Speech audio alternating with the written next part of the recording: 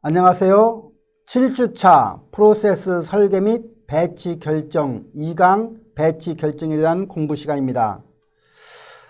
이번 시간의 학습 목표는 공장의 배치를 결정할 수 있다. 학습 내용은 배치 결정이 되겠습니다. 배치 결정입니다. 여러분은 배치를 영어로 뭐라고 하나요? 레이아웃이라고 하죠. 레이아웃. 여러분들 뭐 집에도 가면은 레이아웃 많이 하죠. 침대를 어느 방향으로 놓을 거냐, 뭐 식탁을 어느 방향에 놓을 거냐, 문을 어느 쪽으로 만들 거냐. 이게 전부 레이아웃이죠. 레이아웃 중요한 겁니다. 레이아웃 왜 중요할까요? 레이아웃을 잘못하면요, 이동거리가 많아져요. 뭐 여러분들 가정 같은 경우는 레이아웃을 우리나라 동양적인 데서는 무슨 풍수지리하고도 연관시키지만, 이 레이아웃을 잘하는 것은 그 이동거리를 짧게 하기 때문에, 이동거리를 배치를 잘하면 이동거리가 짧아지니까 결국은 비용이 절감되는 거예요. 다시 말해 레이아웃 결정한다는 것은 바로 설비의 물리적 위치를 결정하는 거예요. 그러니까 앞에서 입지 결정은 공장이 또는 서비스설이 어디로 우리 위치할 거냐, 어느 지역으로 갈 거냐 하는 게 로케이션, 입지 결정이었다고 하면, 배치 결정은 어떻게 배치할 거냐. 예를 들어서 병원이라고 하면 어느 과를 1층에 놓을 거냐 2층에 놓을 거냐, 뭐 정형외과 옆에 무슨 X선 방사선과를 놓을 거냐. 이게 이제 레이아웃이에요. 레이아웃.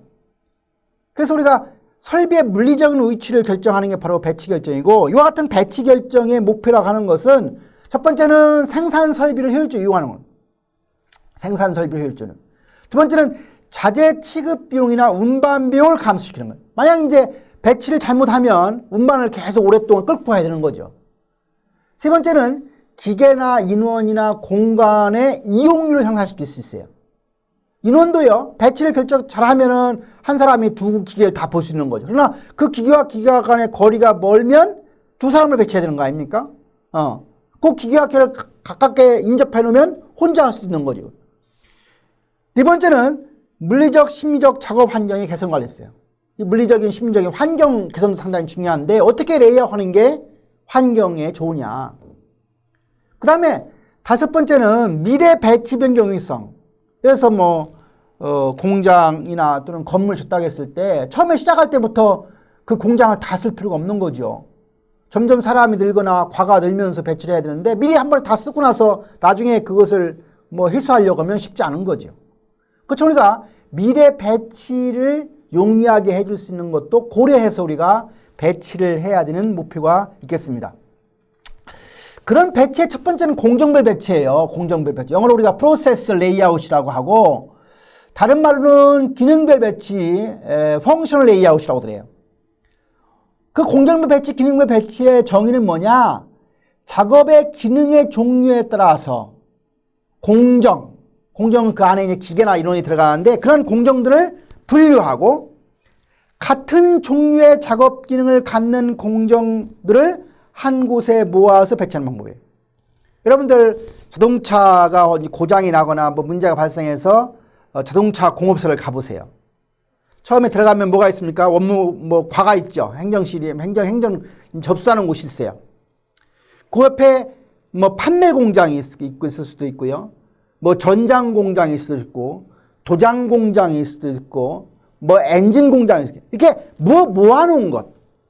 그 모았다는 얘기는 같은 기능, 같은 작업 기능을 하는 것끼리 모아놓은 걸 공정이라고 하고, 그런 공정들을 이렇게 모아가지고 배치하는 걸 바로 우리가 공정 배치라고 합니다. 지금 이 그림 7-7을 보면 공정별 배치의 예가 나오는데, 제품 A라고 하는 작업은요, 어떻게 이루어지고 있어요? 제품 A는 작업장 1에서 2로 갔다가 어디로 가요? 작업장 4로 갔다가 7로 갔다가 6로 갔다가 창고로 빠져나가죠. 반면에 이 B라고 하는 거 보세요. 점선으로 간 거 보세요. 점선은 첫 번째 1에서 어디로 갔어요? 3으로 갔죠. 3으로 갔다가 어디로 갔어요? 6으로 갔죠. 6으로 갔다가 어디로 갔어요? 5로 갔죠. 다시 어디로 갔어요? 2로 갔죠. 1로 갔죠. 다시 말하면 그 제품에 따라서 흘러다니는 흐름이 다른 거죠. 아까 얘기했던 홀류적 흐름이라고 하는 건데 결국은 이런 공정별 배치가 적합한 곳은 언제냐? 다품종 소량 생산에 바로 공정별 배치, 즉 기능별 배치가 적합한 형태가 됩니다. 두 번째로 우리가 공정별 배치를 할 때 어떤 방법을 하느냐? 이제 도해법, 그림을 가지고 하는 경우가 있어요. 작업장 간의 부하량, 작업장 간에 움직여야 하는 양을 우리가 부하량이라고 그래요.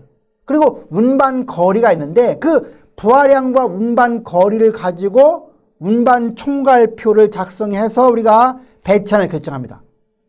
다시 말하면 우리가 결국 목적은 운반 비용을 최소화하는 것을 목적으로 합니다. 자재 운반량이라고 하는 것은 예를 들어 AI자라는 것은 작업장 I에서 J까지 운반량, XI자라는 것은 작업장 I에서 J까지 운반거리인데 결국은 운반량에다가 운반거리를 곱하게 되면 그걸 가지고 우리가 비용을 계산할 수 있어요. 그걸 다 더하면. 그러니까 결국은 레이아웃을 잘하게 되면 그 운반 비용을 최소화할 수 있는 거죠. 그렇게 결국은 우리가 그걸 최저간을 찾는 게 바로 도해법이가 되는 것이고요.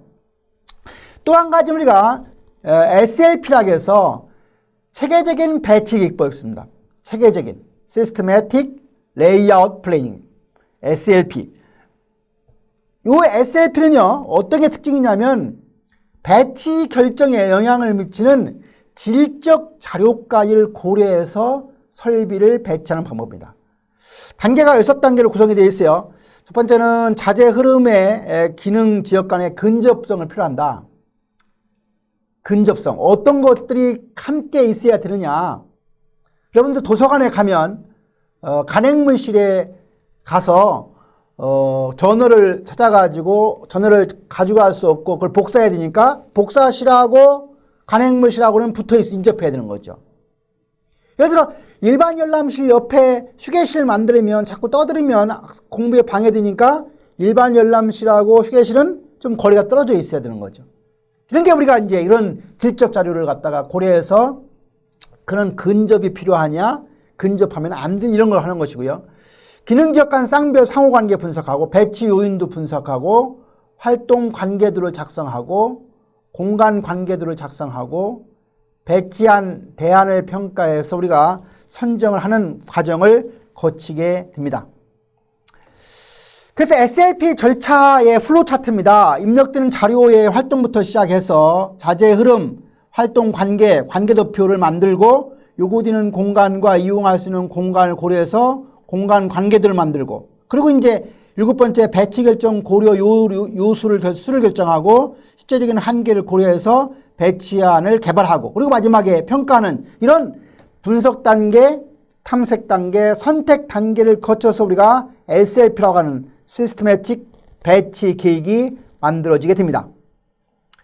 이건 이제 SLP의 한 예인데요. 방금 전에 설명한 대로 도서관 얘기입니다. 전기 간행물실이고 복사실인데 이곳은 반드시 이제 전기 간행물실의 그 규모는 평방미터는 200평방제곱미터고 복사실은 50이죠.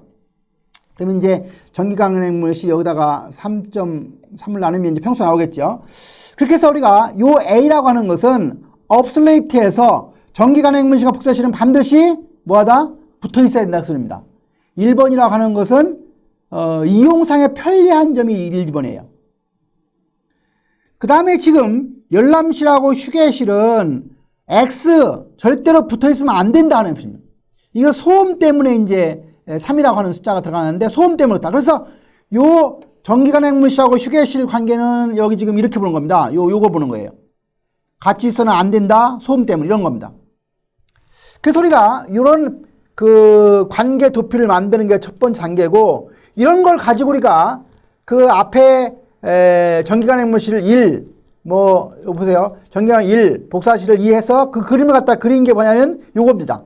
그 순서별로 그린 거죠. 그런데 요 A라고 하는 것은 그 금이 3개고 절대 붙어 있어야 돼요. 지금 4번하고 6번은 지금 떨어져 있는데 이건 붙어 있어야 한다는 얘기죠. 4하고 3은 두 번째 두 개를 붙어 있는 거예요.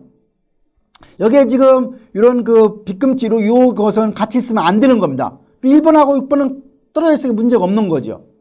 2번하고 6번은 같이 있어야 되는데 지금 대각선으로 같이 있는 상태고요. 5번, 3번도 그런 상태고요. 1번, 3번은 같이 있으면 좋다는 얘기고요. 1번, 2번 반드시 같이 있어야 되는 것이고 그래서 이 상태로 그렸을 때 이게 1차 활동 관계도표라고 하면 이걸 가지고 우리가 1번, 2번은 같이 있어야지 같이 있으니까 문제가 없었어요. 문제가 없었어요. 근데 요놈에서 보면 뭐가 바뀌었냐면 5번, 4번이 바뀌었네요. 5번, 4번이 바꿔놓고 6번, 3번을 바꿔놨네요. 바꿔놓으면 2번, 6번이 두 개인데 붙어있네요. 그렇죠? 4번, 3번도 붙어있네요. 6번하고 4번은 대각선상으로 이렇게 지금 붙어있는 상태고요. 5번하고 3번은 두 개인데 좀 떨어지는 상태가 되는 것이고, 지금 1번, 4번은 대각선상으로 떨어지는 상태가 되는 것이고, 그래서 이게 이제 완성한 좌표는 아닌데, 이런 과정을 또 하나 그림을 그리게 돼서, 이걸 시행착오 방법으로 그림을 그리다 보면, 결국 우리가 3개짜리, 2개짜리는 붙게 그림을 그리고, 이런 파동이 되어 있는 그림은 떨어지게 할 수가 있는 거죠. 그래서 우리가 이와 같이 지금 장소가 1, 2, 3, 4, 5, 6, 6개 정도라고 안 하면 6개 정도밖에 없다고 하면 뭐 눈으로 충분히 할 수 있는 겁니다. 배치를 할 수 있어요. 그러나 이 배치안이 이제 뭐 몇십 개다, 몇백 개다 이렇게 하는 경우가 실제 현실에서는 있을 수 있기 때문에 이런 경우는 이런 것들을 결국은 잘 데이터를 넣어서 프로그래머하게 되면 최적안을 우리가 또 만들 수 있는 방법들이 많이 지금은 만들어 놓은 상태입니다.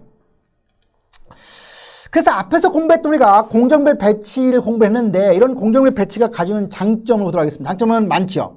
기계 이용도가 높다, 제품 설계나 작업 순서 변경 유연성이 크다, 설비 가동률이 높다, 대략 밥중 동영상에 맞다, 직무 만족이 높다, 전문화된 감독성, 이런 것들 어떤 장점이 있고요.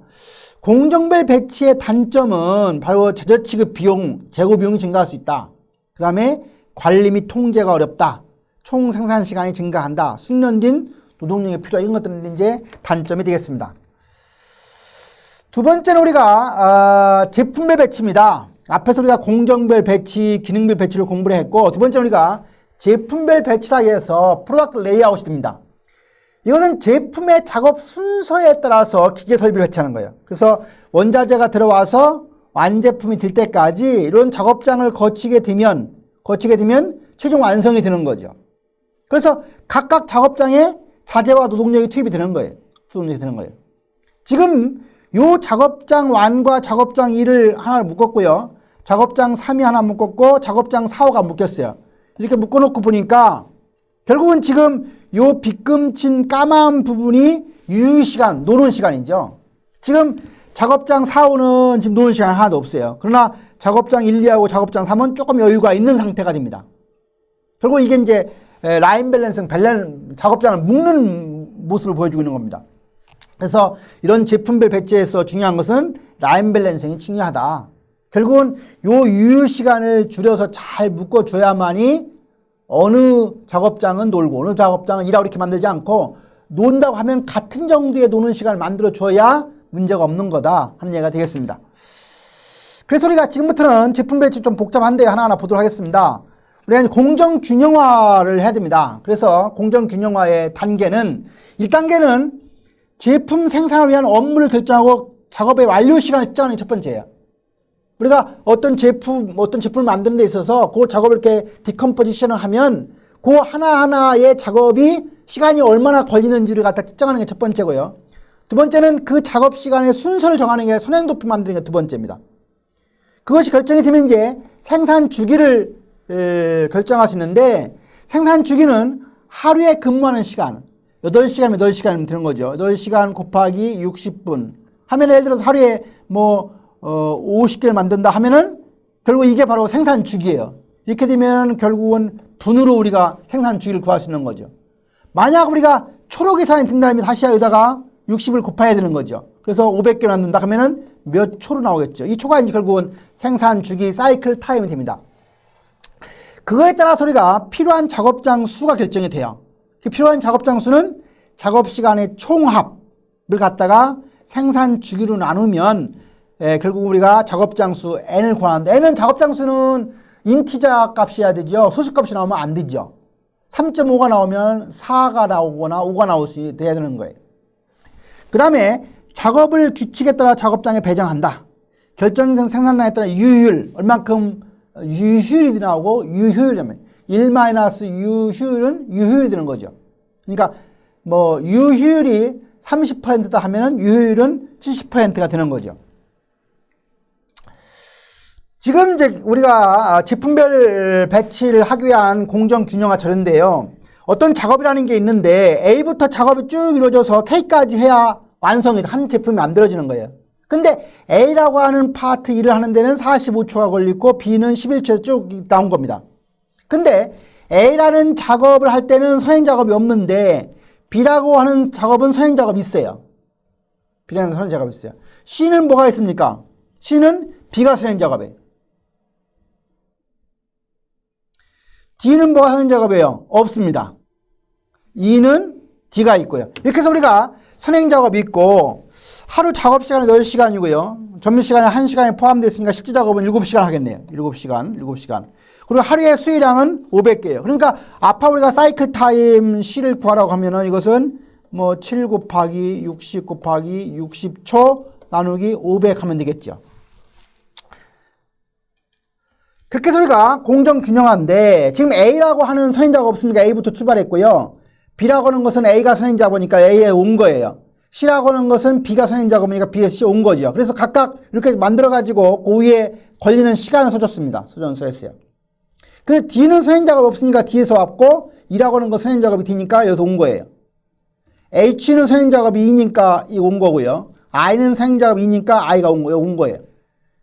또 F의 선행작업이 C고 G의 선행작업이 C니까 이렇게 벌어진 겁니다. 그래서 마지막 요 J를 보면은 선행작업이 F, G, H, I니까 이렇게 모아진 겁니다. 그 J 다음에는 K의 선행작업이 J가 되는 거예요. 그렇게 해서 우리가 아까 생산 주기 사이클 타임이라고 하는 것은 7시간 곱하기 60분 곱하기 60초 나누기 500 하면은 50.4가 생산 주기 사이클 타임입니다. 작업장 수는 앞에서 우리가 지금 걸리는 시간이에요. 앞으로 가볼까요? 요 그림에서 여기 있는 시간을 다 더하면 그 시간이 어떤 시간이 돼요? 그 시간이 바로 195초가 됩니다. 그 195초를 요 사이클 타임으로 나누면 3.87 되기 때문에 작업장 수는 예를 들어서 4가 될 수도 있고 잘 안 묶여지면 이제 5가 될 수도 있는 거죠. 4로 묶이면 좋지만 잘 안 묶여지면 5가 된다는 얘기예요.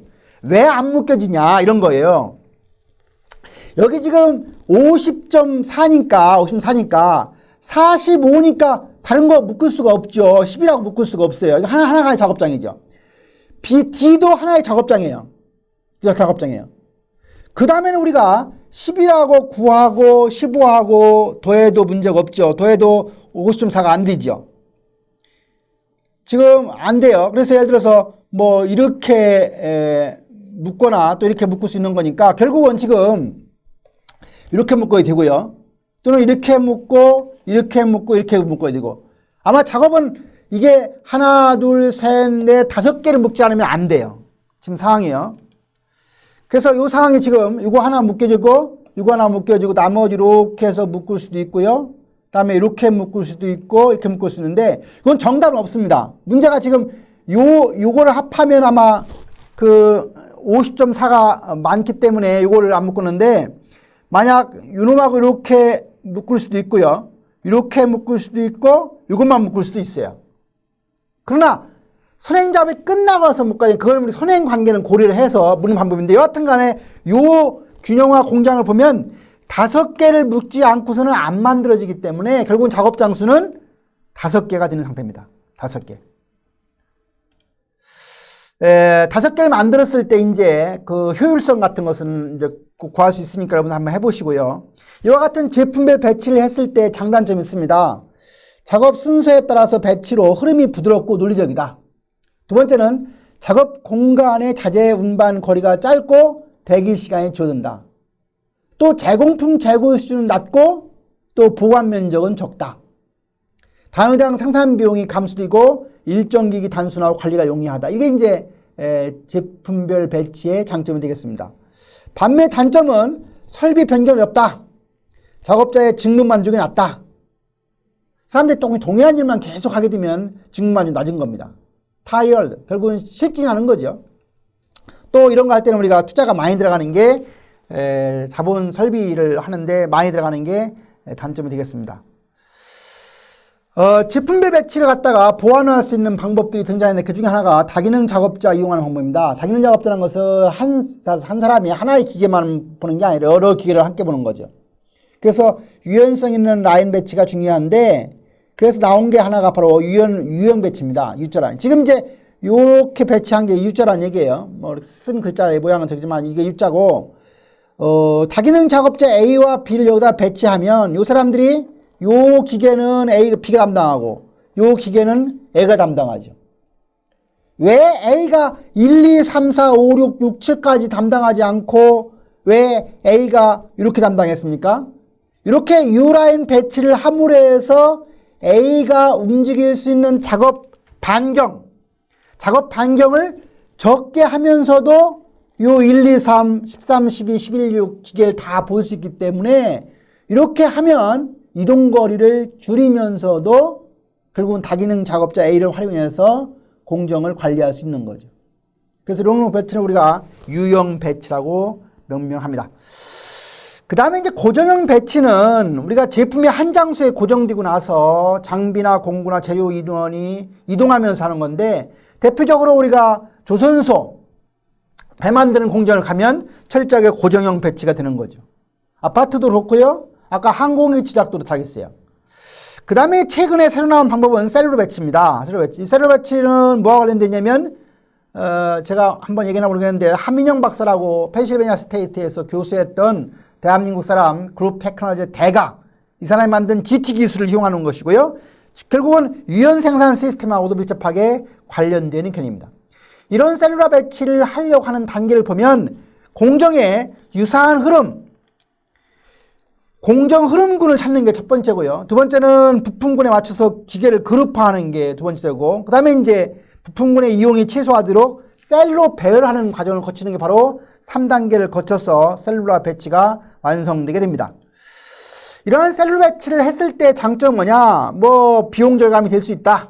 그 다음에 가공 대기 시간이 최소화될 수 있다. 흐름 작업 형태가 가능하다. 그 다음에 관리 감독비가 줄어든다. 신규 투자 없이도 생산 능력을 추가할 수 있어서 도움이 된다 하는 점이 장점이 되겠습니다. 셀룰러 배치입니다. 지금 이 상태 우리가 그림 7-17의 공정별 배치상을 보면 상당히 복잡하죠.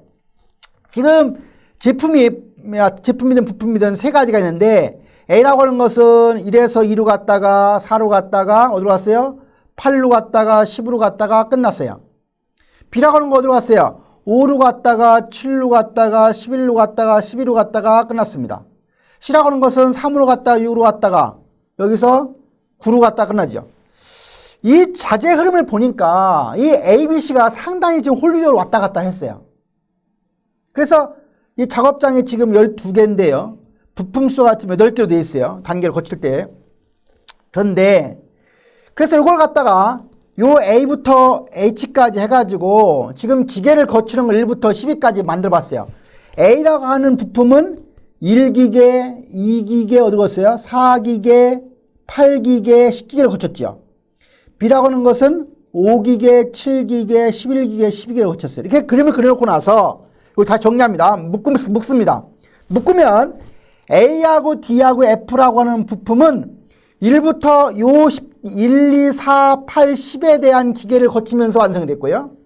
C와 G는 3, 6, 9라고 하는 기계를 거치면 완성이 됐고요. 그 다음에 이제 B, H, E는 5, 7, 12 또는 여기 6이죠. 이렇게 가지고 완성이 됐어요. 그래서 이걸 가지고 다시 한번 배치를 해보면 결국 묶는 거 이렇게 해요. 이렇게 묶고 이렇게 셀을 묶고 이렇게 셀을 묶으니까 3개의 셀을 거치게 되면 결국은 셀 1에서는 ADF 즉 이런 걸 거치면서 기계 1, 2, 4, 8, 10이라고 하는 지금 부품 A와 D와 F는 1, 2, 4, 8, 10을 거치게 되면 완성이 된다는 얘기예요. 그 다음에 369라고 하는 기계는 C와 G라고 하는 부품은 369를 거치게 되면 완성이 되는 거고요. 그 다음에 BHE는 5, 7, 11, 10이라고 하는 기계를 가면 완성이 되는 거고. 이렇게 해서 우리가 완성되는 셀룰러 배치를 보면 초기 배치보다 훨씬 더 우리가 관리하기 편하고 일목요연하게 눈으로 보기도 쉬운 상태로 배치가 완성되었음을 알 수 있습니다. 이번 장에 배운 내용을 정리해 보도록 하겠습니다. 이번 장 우리가 7장에 2강 내용이 되는데, 배치의 목표라고 하는 것은 뭐니 해도 그 생산 설비, 퍼실리티, 이 설사 설비를 효율적으로 이용하려고 하는 거다. 에피션시하게 이용하려고 하는 거다. 우리가 항상 자원이나 설비는 어떻게 해야 됩니까? 효과적으로 이용하는 게 아니라 어떻게 더 효율적으로 이용해야 된다. 그 다음에 자재 취급 비용, 또 운반 비용은 가급적 줄여야 된다. 여러분들 뭐 이런 사무실 공간에서도 위층과 아래층이 있을 때 그 끝에다가 구멍을 하나 뚫어 놓으면 뭐 어떤 서류나 뭘 보낼 때 위층에서 아래층으로 이렇게 내려보내면 되지 않겠습니까? 올라가서 주는 것보다. 그런데 어쨌든 간에 우리가 운반 비용을 감소시키는 것도 레이아웃입니다. 출입문 하나를 만드는 것도 사실은 레이아웃에 무지개 영향을 줘요. 우리 대학의 경상관에 보면 옛날에 1층에 이쪽 이학관으로, 그러니까 자연관으로 가는 문이 없었어요. 자연관으로 가려면 뺑뺑 돌아가는 거예요. 경상관이 만들어 거의 10년이 지난 후에 거기에 문이 하나 만들어지니까 본관이나 자연관이나 학생회관 가는데 훨씬 더 편리한 거예요. 건물에 결국은 그 출입문 하나의 레이아웃을 만드느냐 안 만드느냐가 이용하는 사람들한테는 얼만큼 편리하게 만드는지는 모르는 거예요. 그 다음 우리가 레이아웃을 잘하게 되면 기계 인원 공간의 이용률을 당연히 향상시키게 되는 것이고요. 그리고 물리적 심리적인 작업 환경을 개선할 수 있는 거예요. 다시 말하면 우리가 창문 하나를 만들고 안 만들고가 그 환경을 얼만큼 깨끗하게 쾌적한 환경을 만들어주는와密接하게 관련되어 있습니다. 여러분들 제가 집에 그 아파트를 이렇게 새로 이사 갔는데 대부분 아파트는 이제 테라스가 없죠. 근데 그 테라스라고 하는 레이아웃 하나가 더 만들어짐으로 해서 인간이라고 하는 사람들이 결국은 그 테라스를 이용함으로 해서 느끼는 심리적인 것들은 엄청 큰 거예요. 아마 제가 생각하기에 뭐 우리나라에 테라스가 있는 아파트가 이렇게 많지는 않지만 앞으로는 이제 테라스가 없는 아파트는 가격이 상당히 있는 아파트도 차이가 많이 날 겁니다. 살아보면 있는 거하고 없는 건 엄청난 차이라는 거예요. 미래 배치 변경 용이성. 경상도의 K대학의 그 어느 김이라고 하는 총장이 대학 총장을 끝내고 나서 대학 총장 하는 동안에 가장 어려웠던 점이 뭐냐라고 하니까 대학 시설물의 공간을 배정하는 게 가장 어려웠다는 얘기를 했어요. 실토했어요.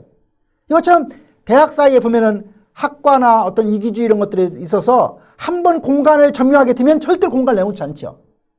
더구나 국립대학 같은 경우는 총장한테 교수나 학과에서 그렇게 서로 상하관계 형태가 아니기 때문에 그 공간 하나 이렇게 주고 안 주고 하는 게 엄청나게 결국은 제가 미래 배치 변경 용이성이라는 차원에서도 공간을 배치할 때 그런 것들을 다 고려해서 해야 되는 겁니다.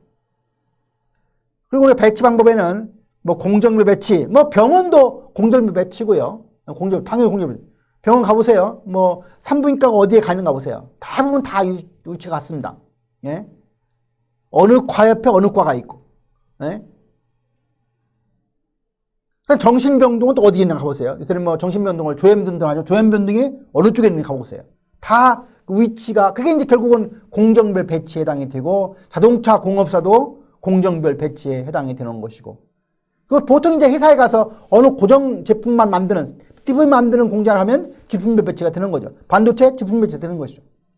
그 다음에 이제 고정형 배치는 아까 것처럼 항공기나 배 같은 게 고정형 배치고, 또 최근에 이제 그런 GT라고 하는 테크놀로지를 활용해서 새로 나온 배치 방법이 바로 셀룰라 배치라고 설명을 드렸습니다.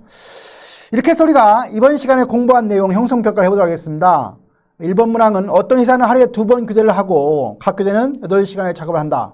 그 얘기를 하면 8시간씩 2번 작업하니까 16시간 작업한다는 얘기입니다. 하루에 생산하는 양이 480개라고 하면 생산주는 얼마냐? 이게 이제 초로 계산해야 되는 문제니까, 그렇죠. 초로 계산하니까 하루에 16시간을 작업하고 그 다음에 16시간을 60분 곱하기 60초 하면은 총 이제 나오는데 거기에 480으로 나누면 답이 나오겠죠. 이렇게 해서 우리가 이런 문제들은 해결해야 되는 것이고, 만약 요 생산량이 많지 않고 그런 경우는 꼭 이제 초로 계산할 필요는 없는 거예요. 분으로 계산할 수도 있는 거죠. 그래서 이 문제는 이제 초로 계산하는 거니까 그렇게 해서 우리가 해결했습니다. 두 번째는 공정별 배치의 유연성하고 제품별 배치의 어떤 생산 능률, 장점을 갖다가 이렇게 동시에 확보하기 위한 생산 기술이 뭐냐. 이게 이제 아까 얘기했던 셀룰라 배치에서 나오는 이야기인데 위한 생산 기술이 뭐냐라고 하니까 그것은 바로 그룹 테크놀로지 GT 기술이다, 이렇게 여러분들이 답변을 하게 되면 되겠고요. 요 크래프트라고 하는 것은 레이아웃을 하는 방법 중에 하나가 바로 크래프트입니다. 이렇게 해서 우리가 7장의 2강을 마치게 되는데, 여러분들 이제 7주가 끝났으니까 뭐 해야 됩니까? 중간고사를 봐야죠. 그래서 중간고사를 여러분들 공부를 좀 편리하게 하기 위해서 조그만 시간을 내서 중간고사 공부하는 방법에 대해서 팁을 드리도록 하겠습니다. 첫 번째는 이런 문제처럼 각 장의 형성평가 문제가 2문항씩 있습니다. 그렇죠? 그러면 이제 7주까지 수업을 했으니까 14강을 했죠. 14강을 했으니까 한 강에 2문제씩이니까 곱하면 얼마 돼요? 28문항이 되죠. 그래서 여러분들한테 28문항은 형성평가 중심으로 공부를 하면 됩니다. 간단하죠. 그래서 형성평가 문제를 몇 번 잘 풀어보면 할 수 있는 것이고, 나머지 우리가 중간고사, 기말고사 동일하게 40문항씩 나와서 되어 있기 때문에 나머지 12문항은 수업 시간에 이제 내가 강조하고 또 이 수업 파워포인트 슬라이드를 중심으로 공부를 하면 됩니다. 그런데 이제 제가 빠른 시간에 걸쳐서 신속하게 볼 테니까 한번 정리를 하면서 보세요. 이제 12문제 중에 첫 번째 문제는 미래 생산관리자가 고려해야 할 내용에 대해 제가 공부를 한 적이 있습니다. 그래서 미래 생산관리자가 고려해야 할 사항 이런 것도 공부도 해보시고요. 그 다음에 우리가 생산 시스템 공부할 때 무슨 공부했어요?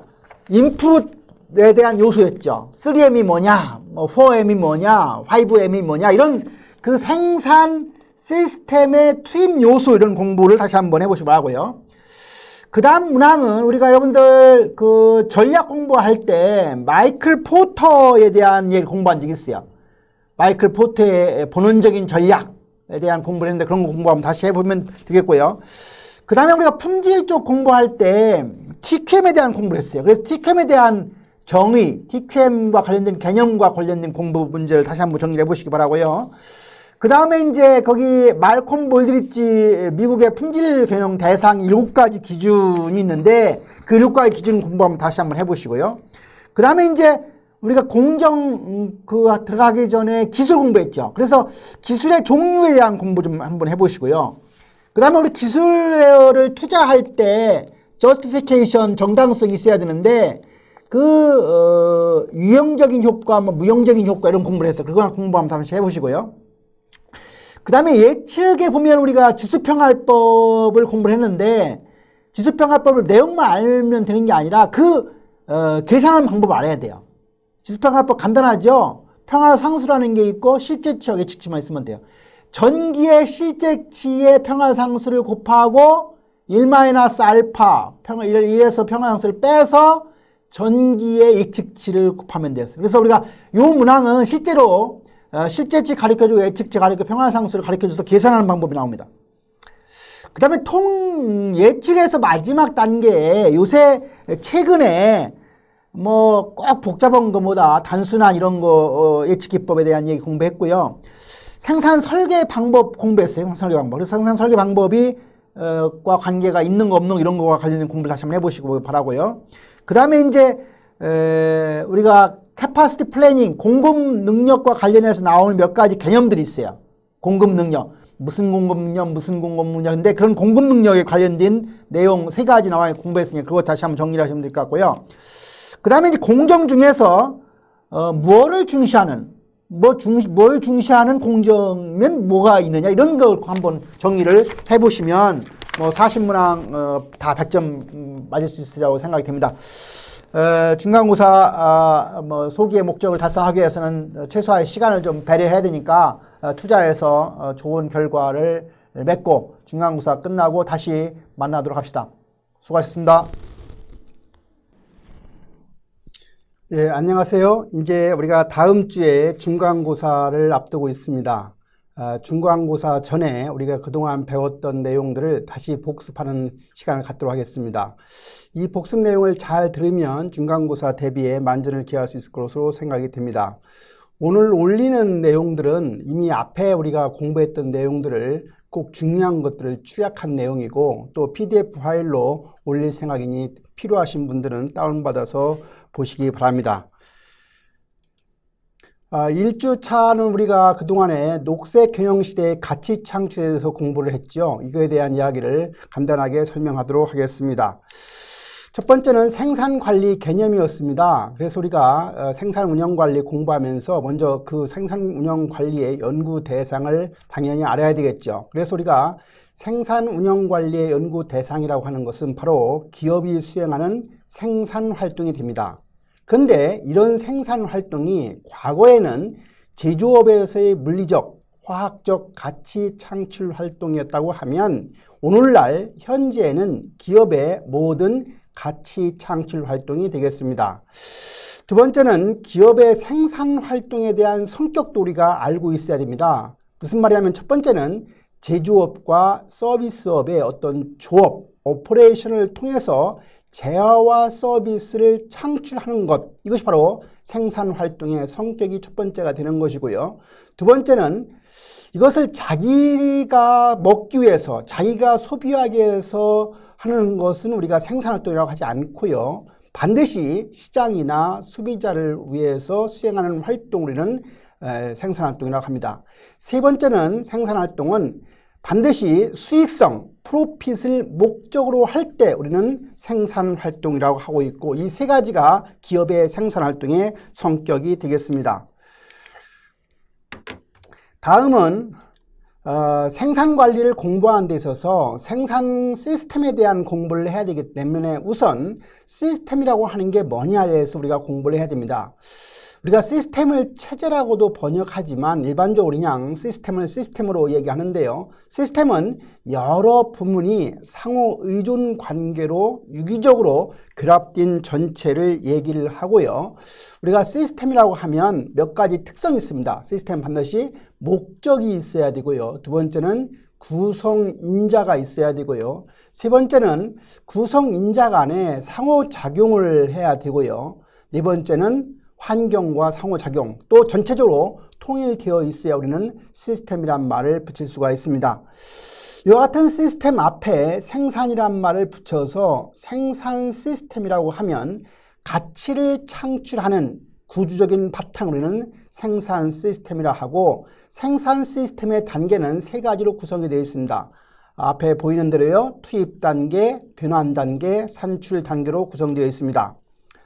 다음 우리가 생산관리의 발전 과정을 공부했죠. 우리가 생산이라고 하는 것은 인간의 니즈를 충족시키는 데 필요한 재화와 서비스를 만들어내는 활동입니다. 따라서 우리가 이런 생산이라고 하는 것은 인류의 출현과 동시에 시작되었다고 볼 수가 있는 것입니다. 생산관리 발전 과정의 첫 번째는 우선 장인과 도제의 단계가 되겠습니다. 이것은 바로 산업혁명이 시작되기 이전에 수작업으로 이루어진 소량 생산을 말하는 것이고요. 이때는 장인 정신이 강조가 됩니다.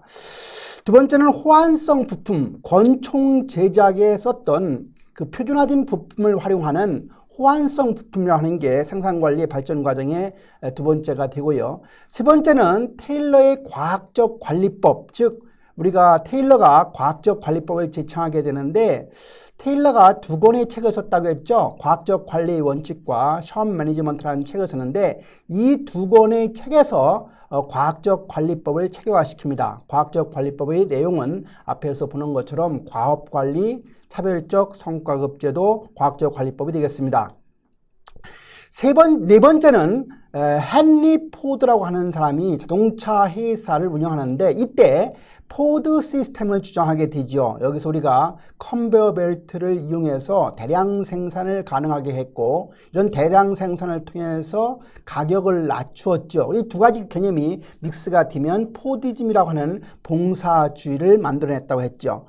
그 다음에는 통계적 품질 관리 슈하트라는 사람에 의해서 관리도가 만들어지는데 품질 관리 문제에 통계적인 기법들을 이제 활용하게 되는 것이 바로 통계적 품질 관리 단계가 되고요. 그다음에 이제 그것이 발전이 되어서 나중에 도요타 시스템과 연관되어 있는 린 생산 시스템도 하나의 생산 관리의 발전 단계로 들어가고요. 다음에는 FMS라고 하는 유연 생산 시스템, 그리고 오늘날 세계적 경쟁으로 생산 관리가 발전되어 왔습니다. 새로운 생산 패러다임 중에서는 뭐니 첫 번째가 타임 베이스 생산입니다. 다시 말하면 신속한 반응 능력과 관련된 개념이 바로 타임 베이스 생산이라는 게 새로운 생산 패러다임의 첫 번째 요소가 되는 것이고요.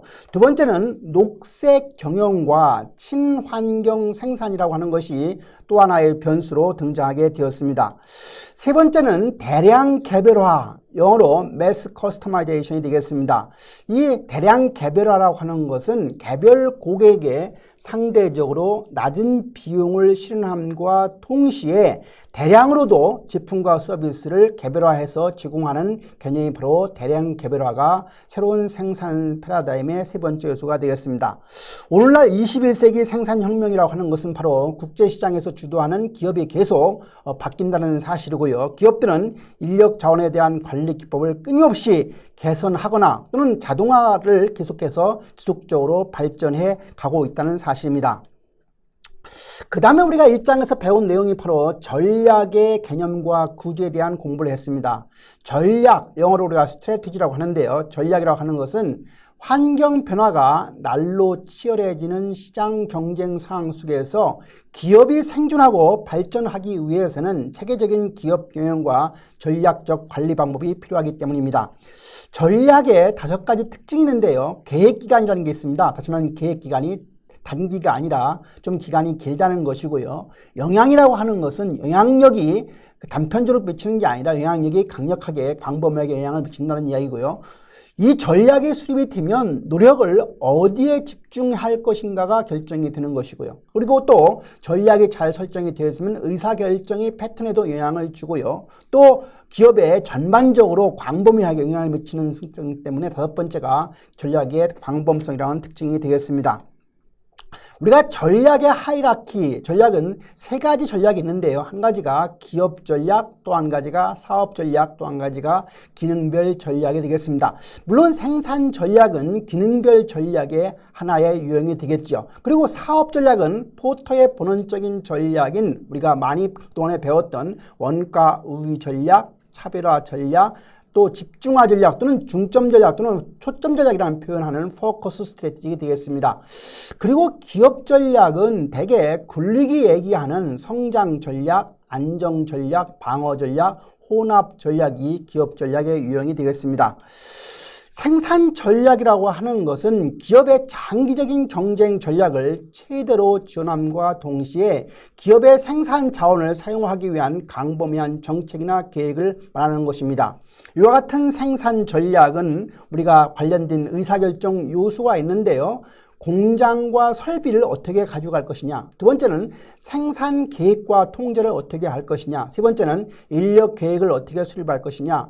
또 제품이나 서비스를 어떻게 설계할 것이냐, 또 조직 구조를 어떻게 가져갈 것이냐 하는 것이 바로 생산 전략의 의사결정 요소가 되겠습니다.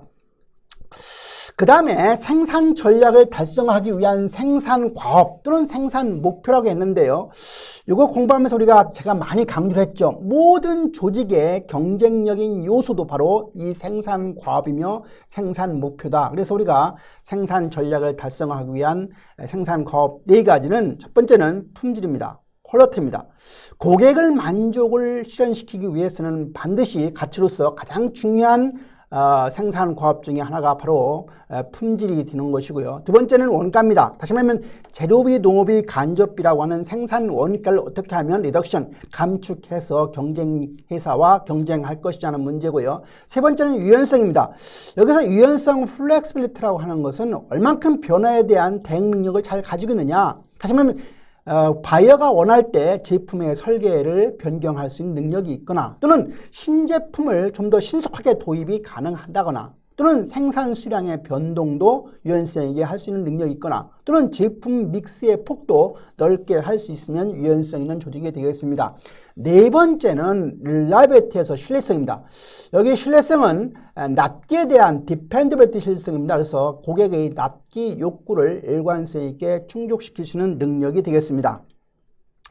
이렇게 해서 1장을 마치고 우리가 2주차 공부했던 제품과 서비스 품질에 대해서 정리해 보도록 하겠습니다. 우리가 2장에서 배운 내용 중에 첫 번째는 품질의 개념입니다. 현대적인 품질의 개념이 점점 바뀌고 있는데 품질은 단순히 생산 과정의 통제를 위한 수단이라기보다는 소비자들의 요구와 선호도를 평가하는 기준으로 보고 있습니다. 이런 정의를 가빈이 한 바가 있고요. 이 가빈은 또 그 내용과 함께 품질을 구성하는 8가지 요소를 제시한 바가 있습니다. 첫 번째가 퍼포먼스 성능입니다. 제품의 기본적인 특성을 얘기합니다. 기능적인 요구에 기초한 개념이고요. 예를 들면 자동차 같은 경우에 가속 능력, 몇 초 만에 얼마큼 자동차가 빨리 나갈 수 있느냐는 게 가속 능력이고요. 그 다음에 주행 속도 또는 TV라고 하면은 음향이나 화질이나 색상 등이 바로 성능이 되겠습니다. 두 번째 품질을 구성하는 요소는 특징 피처입니다. 제품과 서비스의 기본적인 기능을 추가적으로 보완하는 기능이다. 무슨 말이냐면 우리가 제품이나 서비스의 기본적인 기능들이 거의 제품마다 차별화되어 있지 않기 때문에 그러한 기본적인 기능을 차별화시키기 위해서 특징을 보완하여서 추가하는 기능인데 바로 그것이 특징이 되겠습니다. 예를 들어서 TV 같으면은 다중 분할이 된다거나 그런 것들이 해당이 되겠죠. 세 번째 신뢰성입니다. 신뢰성 영어로는 reliability인데요. 아까 얘기했던 생산 과학은 좀 다른 내용입니다. 신뢰성이라고 하는 것은 어떤 제품이 특정 기간 동안에 적정한 보존 활동이 있음에도 불구하고 고장이 나거나 제대로 기능을 발휘하지 못할 확률과 관련되어 있기 때문에 다시 정의하면 신뢰성이라는 것은 제품이나 부품이 일정 기간 동안 고유한 기능을 잘 발휘하면 신뢰성이 높은 것이고 그 기간 동안에 고장이 나면 신뢰성이 떨어진다고 우리가 볼 수가 있는 겁니다. 네 번째 품질을 구성하는 요소는 표준과의 일치입니다. 제품 설계와 기능이 설정된 기준에 잘 일치하는 정도로 우리는 표준과 일치가 되고 다시 말하면 설계 부서에서 만든 표준에 생산 부서에서 얼만큼 제품이 설계대로 만들어졌는지가 바로 표준과의 일치 내용이 되고요. 다섯 번째는 내구성입니다. 제품을 사서 우리가 총 사용량과 관련된 개념입니다. 근데 10년 동안 사용하면 5년 동안 사용한 것보다 내구성이 높은 거죠. 다만 10년이라 하더라도 10년 동안 너무 자주 고장이 발생하면 문제가 있기 때문에 이 총 사용량은 신뢰성과 밀접하게 관련을 가진다는 얘기입니다. 다시 말하면 고장을 일으키지 않고 또 고장이 났다 하더라도 한 번 고장을 고치면 또 상당 기간 동안은 문제가 없는 그렇게 해서 우리가 총 사용량이 길면 결국은 내구성이 있는 제품을 우리가 평가를 하게 됩니다.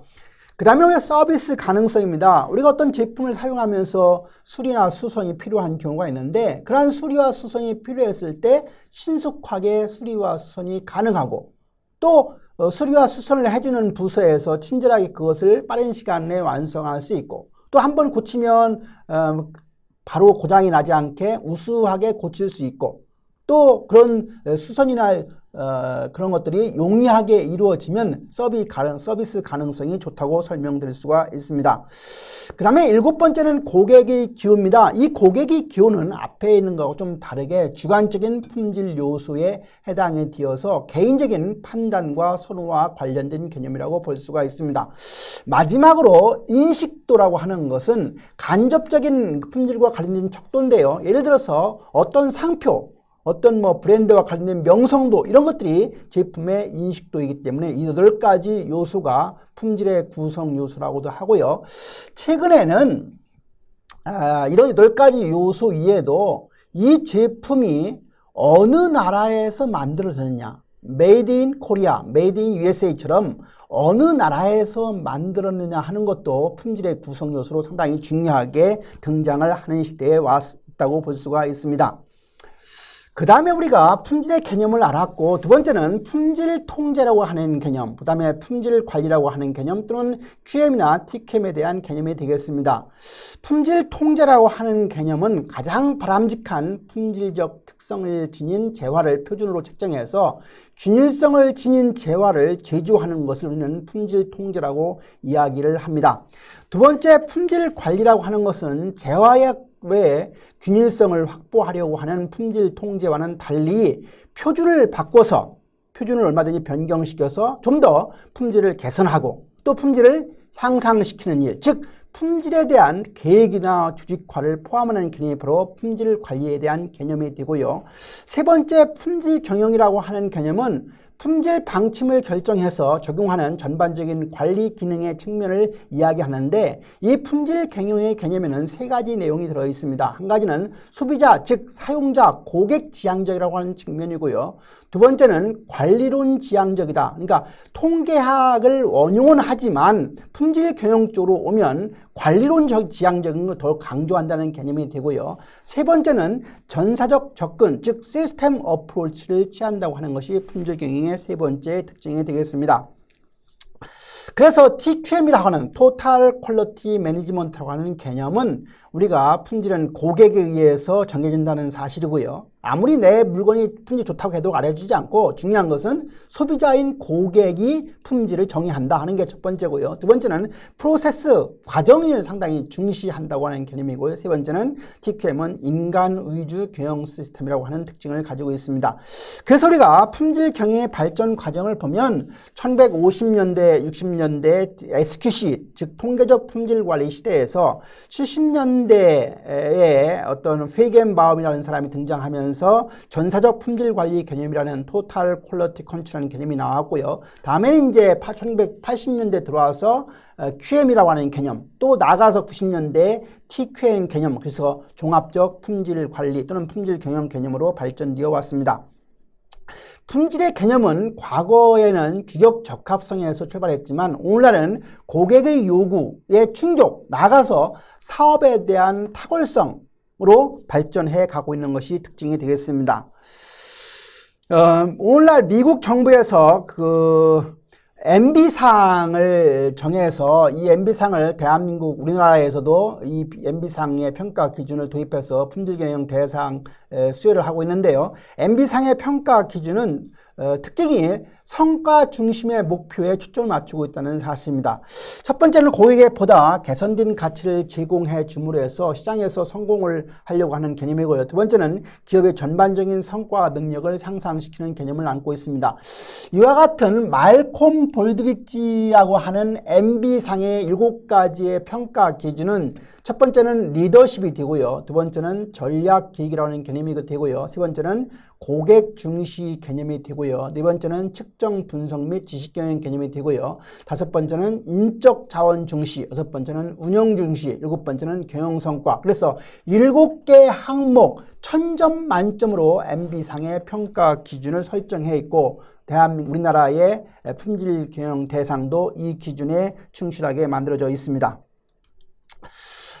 마지막 우리가 2장에서 보론 부분에 샘플링 검사에 대한 간단한 공부를 했죠. 그래서 샘플링 검사가 뭐냐? 샘플링 검사는 전수 검사와 상대적인 개념이고요. 이 샘플링 검사는 1928년 다찌와 로믹이라고 하는 사람에 의해서 개발된 가장 대표적인 통계적 품질 관리 기법 중에 하나라고 우리가 공부한 바 있습니다. 즉 샘플링 검사라고 하는 것은 럿으로부터 표본을 추출해서 검사해서 그 결과를 미리 정해둔 합격 판정 기준하고 비교해서 럿 전체를 합격시킬 것이냐 불합격시킬 것이냐라는 판정하는 절차로는 샘플링 검사라고 합니다. 이러한 샘플링 검사를 할 때 중요한 개념 중에 하나가 검사 특성 곡선이었죠. 그래서 이 OC 커브에 대한 공부를 했는데요. 다시 한번 OC 커브의 곡선, OC 검사 특성 곡선을 정해보면 럿의 불량률과 그러한 불량률을 갖는 럿이 샘플링 검사에서 합격으로 판정될 확률과의 관계를 그림으로 그린 것이 바로 검사 특성 곡선이 되겠습니다.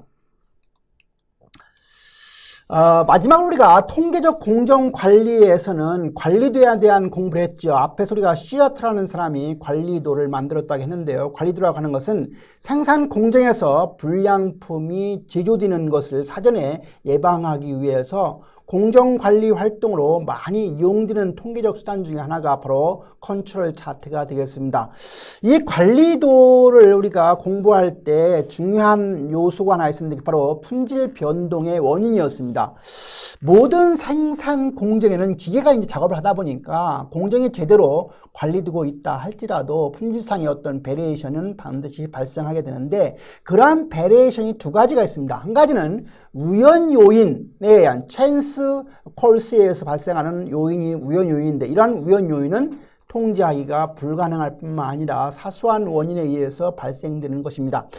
두 번째는 이상 요인이라고 해서 발생하는 요인인데 이것은 기계나 또는 작업자나 혹은 원자재가 어떤 문제가 있어서 이 품질상의 변동이 발생하는 것입니다. 그래서 우리가 이 품질 변동의 원인 중에서 두 가지 중에서 관리도를 가지고 우리가 체크하려고 하는 것은 우연 요인이 아니고 바로 이상 요인이 되겠습니다.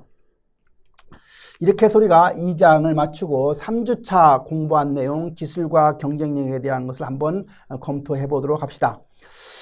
첫 번째는 우리가 기술이라고 하는 게 뭐냐? 영어로 우리가 테크놀로지라고 하죠. 기술이라고 하는 것은 산업의 상황에 적용이 가능한 지식과 과학적인 절차, 기법 및 장비를 얘기합니다. 우리가 기술이라는 개념에다가 관리라고 하는 개념을 넣으면 기술 관리가 되는데 기술 관리라고 하는 것은 기업의 연구 개발, 엔지니어링, 생산 활동이 전 과정에 걸쳐서 기업 전략과 생산 전략을 성취하는 데 요구되는 기술적인 필요를 예견하고 프리딕션하고 그에 따라서 기술의 평가나 획득 그리고 사용 능력을 배양하는 것을 말합니다. 두 번째 우리가 기술의 분리에 대한 공부를 했죠. 기술의 세 가지 종류에는 공정기술, 프로세스 테크놀로지가 있습니다. 공정기술이라고 하는 것은 제품을 만들어낼 때 그 프로세스에 쓰이는 기술은 공정기술이라고 하고요. 정보기술이라는 것은 우리가 자료, 데이터를 우리가 수집해서 가공하고 전달함으로 해서 보다 의사결정의 아웃컴의 퀄리티를 높이게 하는 기술과 관련된 것이 바로 정보기술, IT 기술이 되고요. 세 번째 기술은 제품 기술이라고 해서 어떤 기술적인 아이디어를 갖다가 신제품이나 서비스에 실현시키는 기술은 제품 기술이라고 명명을 합니다. 세 번째 우리가 이 챕터에서 공부한 내용들은 기술의 개발과 조달 시의 관리적인 고려사항에 대해서 공부를 했습니다. 첫 번째는 기업의 R&D 활동이었죠. 기업의 R&D, Research and Development 활동에 대한 공부를 했는데요. 우리가 기업의 R&D 활동은 세 가지 연구가 있습니다. 한 가지는 기초연구, 두 번째는 응용연구, 제품 개발이 되겠는데 기초연구라고 하는 것은 근본적으로 문제의 해결에 필요한 지식의 축적과 관련되어 있어서 과학적인 진보를 이루고자 하는 연구가 바로 기초연구가 되는 것이고요. 응용연구라고 하는 것은 첫 번째 구체적인 방향성을 가진다고 하는 것이 특징이고 즉 신제품이나 제조기술 또는 서비스 개발로 이어지도록 하는 연구가 바로 응용연구가 되는 것이고요. 마지막 제품 개발이라고 하는 것은 결국은 결과 지향적이면서 시장성 있는 신제품 또는 보다 나은 제조 기술을 개발하는 과정이 바로 제품 개발이 되겠습니다. 우리가 이와 같은 기술의 개발에서 관리적으로 고려할 요소가 있는데 첫 번째는 기술 조달 방법입니다. 기술을 기업에서 어떻게 조달할 거냐? 첫 번째는 자체적으로 개발하는 것이죠. 단 전제는 그런 자체 개발할 수 있는 조직이나 인적 자원, 인재가 있어야 되겠죠. 또 예산도 있어야 되는 거. 그래서 자체 개발이 첫 번째고요. 또 한 가지 방법은 우리가 그런 것이 불가능하거나 어려운 사항이라고 하면 회사 및 단체와 연대해서 조인트해서 개발하는 방식이 있을 것이고요. 그것도 저것도 안 되면 그냥 우리가 돈 주고 사오는 방법, 앱으로부터의 구매 방법이 있겠습니다. 우리가 기술의 개발과 조달해서 또 한 가지 최근에 등장한 개념 중에 하나가 테크놀로지 퓨전이라는 말을 했습니다. 이 테크놀로지 퓨전이라고 하는 것은 몇 개의 기존 기술들을 혼용해서 기존에 있던 기술들을 갖다가 이렇게 융합, 믹스해서 새로운 기술과 제품을 만들어내는 것을 테크놀로지 퓨전이라는 말을 하고 있습니다. 네 번째는 기술 전략의 이해에 대해서 공부했습니다. 기술 전략 이해 첫 번째는 경쟁 우위와 핵심 역량이라고 공부했습니다. 핵심 역량과 코어 컴피턴스란 말을 했죠. 요새 각 기업마다 핵심 역량이 있느냐 없느냐 이런 얘기를 많이 하는데요. 핵심 역량이라고 하면 그 코어라고 하는 말은 남이 쉽게 모방할 수 없어야 됩니다. 남이 쉽게 모방할 수 없어야 되고 이 핵심 역량이 결국은 경쟁력 우위를 달성하거나 또는 경쟁력을 제고하는데 도움이 돼야 되겠죠. 그래서 그런 경쟁 우위와 핵심 역량이라고 하는 측면에서 기술에 대한 이해가 필요하고요. 두 번째, 기술 전략을 수립할 때 그 기술 전략의 형성과 관련해서 미래에 우리가 어떤 기술이 나올 것인가에 대한 기술적 필요를 예견하고 또 그러한 기술에 대해서 여러 가지 활동들을 지원하는 역할을 잘 해야 되고요. 세 번째는 기술 전략을 잘 발전시키고 진화시켜야 되겠습니다. 즉 기업이 수립한 기술 전략이라고 하는 것은 한 번으로 끝나는 것이 아니라 그 이후에도 실행 과정에서 여러 가지 요소들을 고려해서 계속해서 발전 변화시켜야 될 것입니다. 그 다음에 다섯 번째는 우리가 기술의 예측과 발전 모형을 공부했습니다. 우리가 기술의 사이클 네 가지를 공부했는데요. 첫 번째는 신기술이 출현함에 따라서 기술이 단절되는 시대가 있었는데 이것이 바로 중간고사와 관련되는 주딩 디자인의 변혁을 요구하는 혁신적 신기술의 출현을 의미한다. 이거 잘 여러분들이 기억하시면 좋을 것 같고요. 두 번째는 기술의 배양기가 있습니다. 기술들이 발전이 활발하게 이루어지는 기술의 배양기가 있고, 세 번째는 주 디자인의 출현에 따라서 기술이 선택되는 세 번째 단계가 있고요. 마지막은 점진적인 변화를 통한 기술의 발전기가 있는데 이런 사이클이 계속해서 이어진다는 사실입니다. 그 다음에 우리 공부한 내용이 기술 투자의 평가에 대한 내용이죠. 기술 투자의 평가를 공부할 때 우리가 기술에 대한 것은 두 가지 이익이 있습니다. 유형적인 이익과 무형적인 이익이 있는데 유형적인 이익은 원가 절감과 관련된 이익이 되겠습니다. 그래서 여기서 원가라고 하는 것은 농업비, 자재비, 재고비, 품질비용, 유지비가 해당이 되겠고요. 무형적 이익이라고 하는 것은 눈에 보이지 않는 이익이죠. 그래서 증가된 제품의 다양성을 가져온다거나 다시 말하면 새로운 기술을 제품에 담게 되면 결국은 증가된 제품 다양성을 낳게 되거나 또는 향상된 제품 품질이 좋아진다거나 품질이 향상된다거나 또는 짧아진 PLC가 가능한다거나 또는 높아진 작업 능력 또는 새로운 어떤 기회 창출을 낳은다는 점이 바로 무형적 이익이 되겠습니다. 그래서 순수한 기술에 대한 투자의 평가라고 하는 것은 기술을 이용한 제품의 시장성에 충족되는 측면이 있다는 사실이고요. 따라서 기술과 제품이라고 하는 것은 분리해서 다루기가 어렵다는 사실입니다. 우리가 기술 투자의 평가에서 또 한 가지 우리가 공부를 해야 될 내용들은 신기술 채택에 따른 네 가지 위험 내용이 되겠습니다. 첫 번째는 기술적인 위험입니다. 그래서 기술을 채택해서 운영하는 데 따라서 어떤 리스크, 위험이 있을 수 있고요. 두 번째는 운영적 위험이라고 해서 새로운 기술이 들어오면 그 기술을 세팅하다 보면 운영이 중단이 되는 거죠. 그리고 운영 중단이 있을 수 있고요. 또 새로운 기술에 적응하려고 하면 우리가 조직을 바꿔야 된다거나 또는 훈련이 필요하기 때문에 재훈련이 요구된다고 하는 것이 운영적 위험이 되는 것이고요. 세 번째 조직적 위험이라고 하는 것은 최고 경영층이 당연히 우리가 그 새로운 기술이 들어오고 할 때 커미트먼트를 해야 되는데 이런 최고 경영층이 전념도가 부족할 경우에 또 리스크로 등장할 수가 있고요. 네 번째는 우리가 환경적 또는 시장 위험이라고 해서 환율 변동이 심했을 때 또 이자율 변동이 심했을 때 잘못하게 되면 잘못 거래를 하게 되면 이러한 환율이나 이자율 변동 때문에 기업의 어려움을 맞이할 수가 있는 것입니다. 이렇게 해서 우리가 3장 기술에 대한 공부를 했고요. 4주차 장단기 수요 예측에 대한 공부를 해보도록 하겠습니다.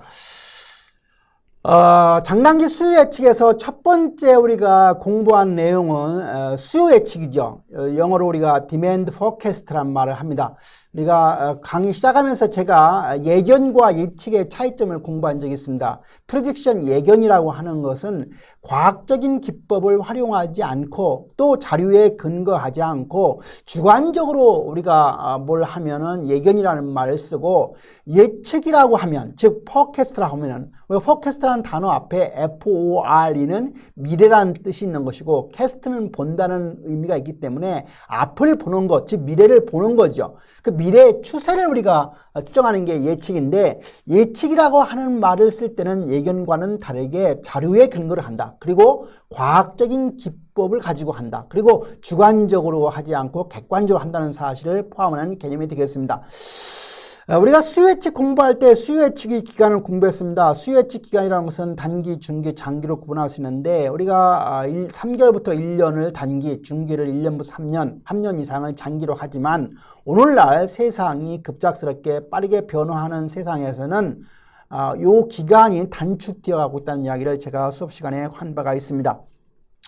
그 다음에 데이터, 디맨드 데이터의 종류를 보면 시계열 자료와 종단 자료가 있습니다. 시계열 자료는 타임 시리즈 데이터고, 종단 자료는 크로스 섹셔널 데이터가 되는데, 시계열 자료는 우리가 수직축에 연도 또는 월 또는 뭐 날짜 또는 시간이라는 개념이 나오고, 데이터가 모아지면 시계열 자료가 되는 것이고, 어느 한 시점에서의 자료가 모아졌다고 하면 그것은 종단 자료가 되겠습니다. 그래서 시계열 자료를 디컴포지션, 분해해보면 4가지 특징이 있다고 했습니다. 그림에서 보는 것처럼 첫 번째가 임의 변동, 랜덤 베리에이션이 발생하는 것이고요. 두 번째는 어떤 추세, 그것이 이 그림에서는 점점 올라가고 있는 추세가 있지만 점점 내려가는 추세도 있을 수 있는 것이고요. 세 번째 그림은 시즈널 베리에이션에서 어떤 그 계절적으로 여름과 또는 겨울과 어떤 차이가 나는 것처럼 그 계절적인 변동이 발생할 수가 있는 것이고요. 그 D는 마지막 그림은 순환적인 변동입니다. 우리나라가 1997년, 98년도에 IMF 구제금융을 받던 어려움이 있었고요. 그 다음에 2008년도에 리먼 브라더스 사태 때문에 국제적인 글로벌 금융위기를 겪은 적이 있었고요.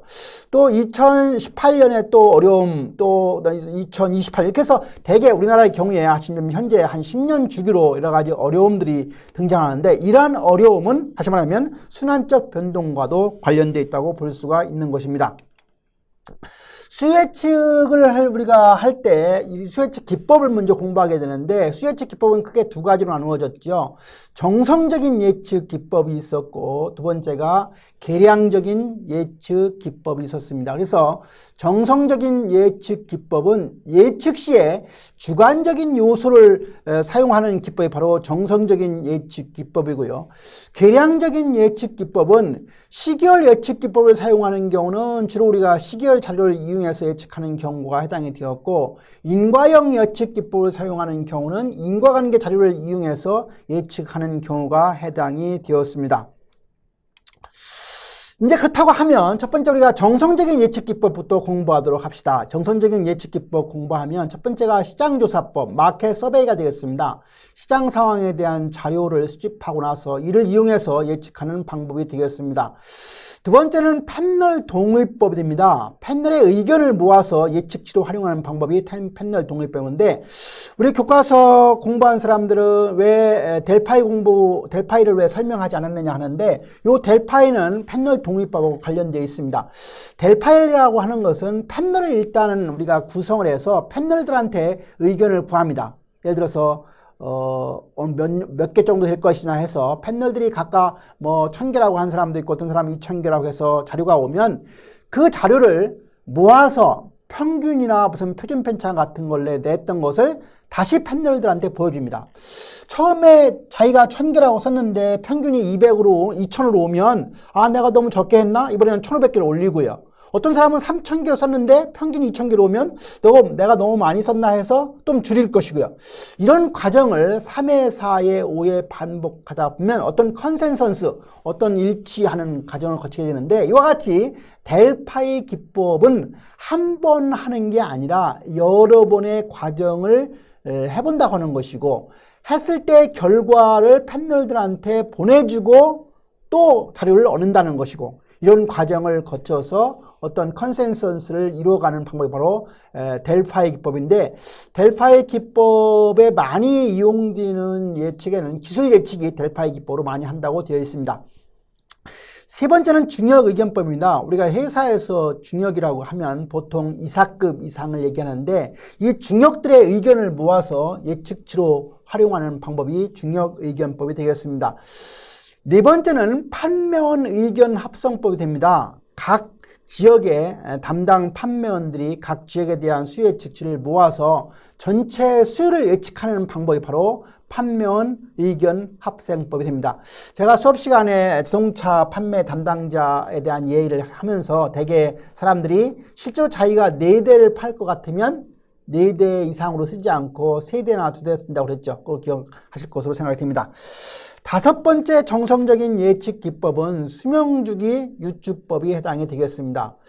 유사 기존 제품의 수명주기상의 수요 자료를 가지고 신제품을 수요를 유추해서 예측한다. 그래서 흑백 TV가 이제 거하고 새로운 컬러 TV가 들어왔을 때 흑백 TV의 수명주기에서 발생한 여러 가지 사항을 컬러 TV였던 걸로 연결시키면 그게 바로 수명주기 유추법에 대한 내용이 되겠습니다. 계량적인 예측 기법 중에서 첫 번째가 이동평균법이었습니다. 과거에 몇 기간의 실제치를 평균해서 다음 기간의 예측치로 사용하는 개념인데 예를 들어서 5개 기간, 이제 올해를 기준으로 해서 전년도 5개 연도의 데이터를 주고 나서 그냥 평균을 내면 5개 기간을 더해서 평균 5로 나누면 되겠지만 만약 5개 자료를 주고 나서 4개월 이동평균법이라고 하면 가장 과거의 자료는 하나 빼고 4개 자료만을 더해서 평균을 4개 개념하는 것이고요. 5개 자료를 주었지만 3년 이동평균법을 쓰라고 하면 최근에 가까운 연도 3개년 것만 더해서 3으로 나누어서 이용하면 바로 이동평균법이 되겠습니다. 두 번째 이동평균법과 관련되어 있는 지수평활법입니다. 우리가 계량적 예측 기법 중에서 비교적 아주 명쾌한 개념이기 때문에 각종 고시 출제에 많이 등장하는 문제가 지수평활법 문제인데 지수평활법이라고 하는 것은 알파라고 하는 평활상수에다가 전년도 또는 전월의 실제치를 곱하고 더하기 1- 평활상수에다가 전년도 또는 전월의 예측치를 곱해서 구하는 게 바로 지수평활법에 대한 공식이 되겠습니다. 그래서 지수평활법은 앞에서 공부했던 이동평균법, 즉 가중이동평균법하고 관련되어 있는 개념이 되겠습니다. 그 다음에 우리가 계량적인 예측기법 중에서 인과형 예측기법으로 쓰는 것 중에 한 가지가 회귀분석이 됩니다. 우리가 회귀분석이라고 하면 단순 선형 회귀분석, 중회귀분석이 있겠는데 독립변수가 하나면 단순 회귀분석이 될 것이고 독립변수가 2개면 중회귀분석이 되는 것이고 독립변수가 뭐 2개, 3개, 4개 이렇게 말하면 다중회귀분석이 되겠습니다. 가장 회귀 분석에서 가장 대표적인 것은 뭐 단순 선형 회귀 방정식이 되겠습니다. 그래서 y hat은 a 플러스 bx라고 하는 식이 되겠는데요. 요 a와 b를 구하기 위해서 리스트 스퀘어 메소드라고 하는 최소 자승법을 적용해서 우리가 풀 수가 있죠. 그래서 a와 b를 구하면 b는 화면에서 보와 같은 그런 식이 되는 것이고 a는 간단하게 y바 마이너스 bx바, 즉 y바라고 하는 것은 y의 평균이고 x바는 x평균해서 위에서 구한 b식을 이용해서 a를 간단하게 구할 수 있고 이렇게 해서 구한 a와 b가 바로 마코브 정리라는 말을 합니다.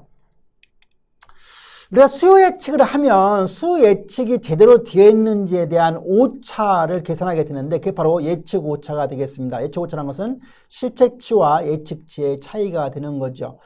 실제치와 예측치의 차이에 가장 많이 쓰는 것 중에 한 가지가 평균 오차, mean error가 되는 것이고 mean error는 DI라고 하는 실제치에서 FI라고 하는 예측치를 빼서 N으로 나누면 그 기간으로 나누면 바로 우리가 평균 오차가 되겠습니다.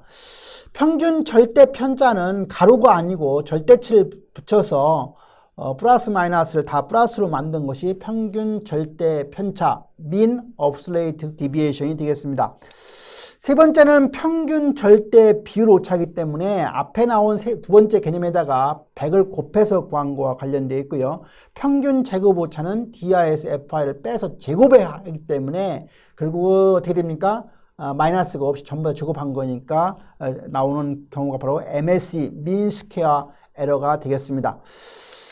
그 다음에 우리가 예측 오차와 관련해서 예측 오차의 통제와 관련해서 추적 지표라고 하는 개념이 있습니다. 이것은 바로 예측 방법이 수의 실제 변화를 정확하게 예측하는 걸 나타내는 개념이 바로 추적 지표, 트래킹 시그널이라고 하는 개념이 되는 것이고요. 이런 추적 지표를 계산하는 방법은 트래킹 시그널은 CFE라고 하는 Cumulative Forecast Error를 갖다가 MAD, Mean Obsolete Deviation, 평균 절대 편차로 나누어서 우리가 계산을 하면 트래킹 시그널을 구할 수가 있습니다. 그래서 ETS를 구해서 우리가 적응적 평활법이라고 하는 것이 있는데 이것은 바로 지수적 평활법의 추적지표를 갖다가 활용하는 개념입니다. 다시 한번 무슨 말이냐면 추적지표가 양의 방향으로 커지게 되면 이것을 우리가 과속 예측한다는 사실을 염두에 두고 이 알파값 평활상수를 증가시키면 이 문제를 해결할 수 있게 되는 것이고요. 두 번째, 추적지표가 음의 방향으로 커지게 되면 우리가 과대 예측이기 때문에 평활상수를 감소시키면 이 문제를 해결할 수가 있습니다. 예측기법의 선정입니다. 우리가 예측기법을 선정할 때 고려할 사항은 예측기법의 사용 환경과 필요한 자료를 고려해야 되는데 선정 기준은 크게 세 가지로 구성되어 있습니다. 한 가지는 정확성 아니냐. 다시 말하면 예측 오차가 얼마큼 적으냐 하는 것이 정확성이 첫 번째 기준이 될 것이고요. 두 번째는 간편성입니다. 여기서 간편성에 대한 것은 너무 많은 자료를 우리가 모으려고 하면 그것이 가능하지 않기 때문에 적은 자료로 가능하냐 하는 개념이 한 가지가 될 것이고 두 번째는 간단하게 구할 수가 있느냐. 다시 말하면 그걸 계산하는데 슈퍼컴퓨터가 등장해야 된다면 그것은 어려운 영역이기 때문에 다시 말하면 그 예측치를 구하는 방법, 예측치를 구하는 시간 이런 것들이 큰 도구 없이 가능하냐. 이것이 바로 간편성의 내용이 되겠습니다. 세 번째는 견실성이라고 해서 방식을 했는데 두 번째 방식을 하니까 또 값이 다 달라져요. 이건 너무 많이 차이가 나면 견실하지 않죠. 그래서 우리가 신뢰성과 관련된 견실성 개념이 바로 선정 기준의 세 번째 요소가 되겠습니다. 그런데 최근에 우리가 예측 기법이 많이 만들어지지 않고 이러한 집중 예측이라고 하는 새로운 개념들이 등장했습니다. 이 집중 예측이라고 하는 것은 복잡한 통계학적 방법, 여기서 복잡한 통계학적 방법이라고 하는 것은 어떤 것들이 있냐면 X11법, 아리아법, 그 다음에 무슨 박스 젠킨스 이런 것들은 원서로 큰 두꺼운 한 권의 책이 들어있는데 그러한 복잡한 통계적 방법보다는 과거의 자료에 잘 맞는 단순한 규칙을 이용해서 미래를 예측하는 방법이 바로 집중 예측 방식이 되겠습니다.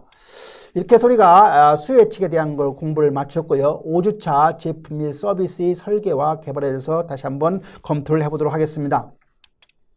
우리가 5주차에 공부한 것은 제품 설계와 개발에 대한 의의를 공부했습니다. 우리가 신제품 개발이라고 하는 것은 기업에서 생존에 또 기업의 어떤 발전에 아주 중요한 요소라고 공부를 했죠. 이와 같은 신제품 또는 제품을 설계할 때 목표는 5가지가 있다고 했습니다. 하나는 고객의 요구를 잘 만족을 시켜야 되겠다 하는 내용이 될 것이고요. 두 번째는 원가와 품질을 향상을 시켜야 되겠다 하는 내용이 두 번째 내용이 되겠습니다. 세 번째는 제조나 혹은 납품을 용이해야 되겠다 하는 게 세 번째 요소가 되고요. 네 번째는 판매를 증대시켜야 되겠다고 하는 게 제품 설계의 네 번째 목표가 되고 다섯 번째는 기업의 이윤을 창출하는 것이 제품 설계의 목표가 되겠습니다. 그런데 전통적인 제품 설계 과정은 일반적으로 기업 내 개별 부서에서 순차적으로 시퀀셜하게 수행되어 왔습니다.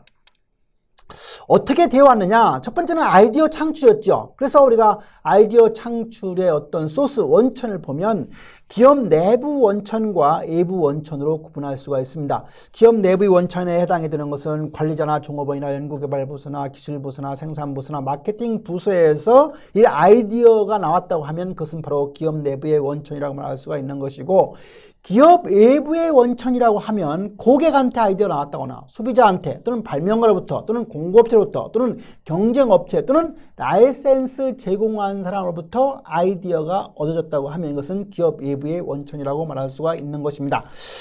그 다음에 우리가 신제품에 대한 어떤 아이디어를 보면 두 가지로 나누어 볼 수 있는데, 한 가지는 시장 지향적인 아이디어가 됩니다. 고객의 요구로부터 파생되거나 기존 제품으로는 충족될 수 없는 잠재적 시장 요구라고 하면 그것은 시장 지향적인 아이디어라고 우리가 얘기를 하고, 두 번째는 기술 지향적인 아이디어라고 해서 이용 가능하거나 새로운 기술로부터 창출되었다고 하면, 그 아이디어가 나왔다고 하면 그것은 기술 지향적인 아이디어라고 할 수가 있는 겁니다. 두 번째, 우리가 시퀀셜한 어떤 제품 프로세스의 과정의 두 번째는 제품 선정입니다. 여기서는 바로 아이디어의 창출과 고객 요구의 확인 내용이 되겠습니다. 제품 선정에서는 대체적 제품의 어떤 컨셉을 정의하는 단계가 되고, 여기에서는 가장 유망한 제품 컨셉에 대한 시장 분석을 한다거나 타당성 분석하는 것을 얘기해서 결국은 제품이 초이스 되게 됩니다. 세 번째는 예비 설계 단계가 됩니다. 예비적인 제품 설계 단계에서는 바로 신제품의 아이디어를 구체적인 제품으로 전환하는 단계가 해당이 될 것이고, 예비 설계 단계에서 하는 일이라고 하는 것은 바로 보다 나은 시장성 있는 제품 또는 수익성 있는 제품 또는 생산 가능성이 있는지를 제품을 완전하게 규정하는 단계가 되고, 이 단계에서는 제품의 프로타입 원형을 만드는 게 되는데, 이러한 원형을 만드는 목적은 바로 A형을 테스트한다거나 기능을 테스트할 목적 때문인 것입니다. 네 번째, 우리가 제품 개발 과정의 네 번째 단계는 최종 설계 단계입니다. 최종 설계라고 하는 것은 세 가지: 기능 설계를 하는 것, 형태 설계를 하는 것, 생산 설계를 하는 것을 얘기합니다. 기능 설계는 말 그대로 성능이 제대로 작동이 되는지, 신뢰성이 있는 제품인지, 유지 보수성이 좋은지에 대한 것이 바로 기능 설계와 관련되어 있는 내용이고, 형태 설계는 제품의 물리적인 외형과 관련된 내용이 되겠습니다. 그리고 생산 설계는 제품을 생산하는 데 있어서 용이성 및 비용과 관련된 개념이 되겠습니다. 대개 우리가 최종 설계에서 기능 설계 단계에서는 단순화가 상당히 중요한 개념이고, 두 번째가 표준화가 중요한 개념이고, 세 번째가 모듈화 설계가 중요한 개념으로 공부를 했습니다. 그 다음에 우리가 제품 설계 과정의 개선이라고 해서 이제 공부한 내용 중에 첫 번째가 Value Analysis라고 하는 가치 분석의 내용이었습니다. 우리가 가치라고 하는 것은 코스트분의 펑션이라고 했죠. 뭐 가치의 종류 공부하면 기억납니까? 교환가치, 사용가치, 희소가치, 그리고 뭐 인간은 매력가치가 있다는 그런 얘기를 제가 여담으로 했는데, 비용의 효율성이 높은 재료나 부품을 사용해서 생산 원가를 절감하려는 하는 기법이 바로 가치 분석이 되는데, 이 가치 분석에서는 바로 원가와 가치의 차이를 잘 우리가 구하는 것이 되겠습니다. 그 다음에 우리가 두 번째, 제품 설계 과정을 개선시키기 위해서 나오는 개념 중에 가장 중요한 것 중에 한 가지가 또 concurrent design, 동시 설계 개념이 됩니다. 설계 과정을 다기능 팀에 의해서 동시에 이루어지도록 하는 개념이 바로 동시 설계 개념이 되겠습니다. 동시 설계는 바로 제품 설계와 공정 설계를 마케팅이나 엔지니어링이나 생산 부서 간의 공통의 활동으로 통합하고자 하는 개념이 바로 동시 설계 개념이 되겠습니다. 그 다음에 우리가 제품 설계 과정을 개선시키는 방법 중에 한 가지가 품질 기능 전개였죠. 영어로 Quality Function Deployment, QFD 개념이 있는데, 이 개념은 1972년도에 일본 미쓰비시 고베 주선수에서 개발이 되었고, 그 이후에 1978년도 도요다사에 의해서 이것이 좀 발전되어 왔고, 또 이 도요다사에 공급하는 여러 가지 공급업체들에 의해서 계속적으로 발전되어서 오늘날 뭐 우리나라나 미국에도 많은 영향을 받고 또 이런 것들을 실시하고 있는 기업들이 많이 늘고 있습니다. 네 번째 개념은 제조 용이성 설계입니다. DFM이라고 하는 개념이죠. 제품을 만들 때 어떻게 하면 제품의 생산이 용이하고 또 경제적으로 이루어질 수 있도록 하는 제품 설계 개념이 바로 제조 용이성 설계의 개념이 되겠습니다. 이러한 제조 용이성 설계를 했을 때 얻는 효과라고 하는 것은 뭐니 해도 제품 설계 품질이 향상된다는 개념이고, 제품을 설계하고 생산하는 데 소요되는 시간과 원가가 절감되는 것이 두 번째 효과가 되겠습니다. 다섯 번째는 이제 환경 친화형 설계라고 하는 개념입니다. 다시 말하면 어떻게 하면 재생된 자재를 이용할 수 있거나 또는 재생될 수 있는 자재나 구성품을 이용한다거나 또는 폐기보다는 수리가 용이하도록 제품을 설계한다거나 또는 불필요한 포장 같은 것을 줄일 수 있는 그런 설계가 바로 환경 친화형 설계가 되는 것이고, 이런 것들이 바로 제품 설계 과정의 개선에서 나오는 최근의 개념들이 되겠습니다. 그 다음에 개념은 우리가 제품 개발 또는 제품 설계 이런 걸 할 때 관리적으로 고려할 사항인데, 첫 번째가 제품 수명 주기 개념입니다. 프로덕트 라이프 사이클에 대한 개념을 좀 알고 있어야 됩니다. 다시 말하면 제품은 도입기가 있고 성장기가 있고 성숙기가 있고 쇠퇴기로 구분되고 각 단계에 따라서 매출액과 이익이 변화된다는 사실입니다. 따라서 제품이 수명 주기상 어떤 위치에 있느냐를 항상 조직에서는 이런 것들을 잘 주시를 해서 그런 걸 고려해서 이에 적합하도록 제품을 개선하거나 신제품을 그 타이밍을 잘 맞춰야 된다는 얘기가 되겠습니다. 두 번째는 적절한 자원 배분 기능입니다. 조직은 항상 자원이 한정되어 있습니다. 즉 다시 말하면 한정된 자원을 어떻게 잘 활용할 것이냐, 즉 자원의 적절한 얼로케이션에 대한 배분 문제가 되겠습니다. 세 번째는 우리가 제조물 책임법입니다. 프로덕트 라이어빌리티입니다. 제품을 생산하고 유통하고 판매하는 등 일련의 과정에 관여한 차가 그 제품의 결함에 의해서 야기된 생명이나 신체나 재산이나 기타 권리에 대한 침해가 있게 되면 여기에서 얻은 어떤 발생한 손해에 대해서는 최종 소비자나 이용자가 제3자에 대해서 배상해야 할 의무를 부담하는 게 바로 제조물 책임법이고, 이러한 제조물 책임법이 우리나라에 발효된 것은 2002년 7월 1일이라고 그랬죠. 제조물 책임은 어떤 결함 때문에 발생하느냐, 세 가지가 있고 세 가지가 아닌 걸 고르시면 문제 나올 수가 있죠. 첫 번째는 설계상의 결함입니다. 설계가 잘못되면 근본적으로 이런 제조물 책임이 발생할 수 있는 것이고요. 두 번째는 설계가 잘했다 하더라도 생산부에서 제조를 잘못했으면 또 문제 발생하는 것이고요. 뭐 설계가 문제가 없고 제조도 문제가 없다 하더라도 경고상의 결함 또는 사용상의 부주의가 발생하면 또 문제가 발생할 수 있죠. 그래서 사용상의 부주의가 발생하지 않도록 충분히 경고상의 어떤 걸 또 잘해야 됩니다. 그래서 경고상의 결함, 이 세 번째가 제조물 책임법의 원인이 되겠습니다. 이렇게 해서 우리가 5장 내용을 마치고 6주차 우리가 공급 능력 계획과 입지 선정에 대한 것을 요약해 보도록 하겠습니다.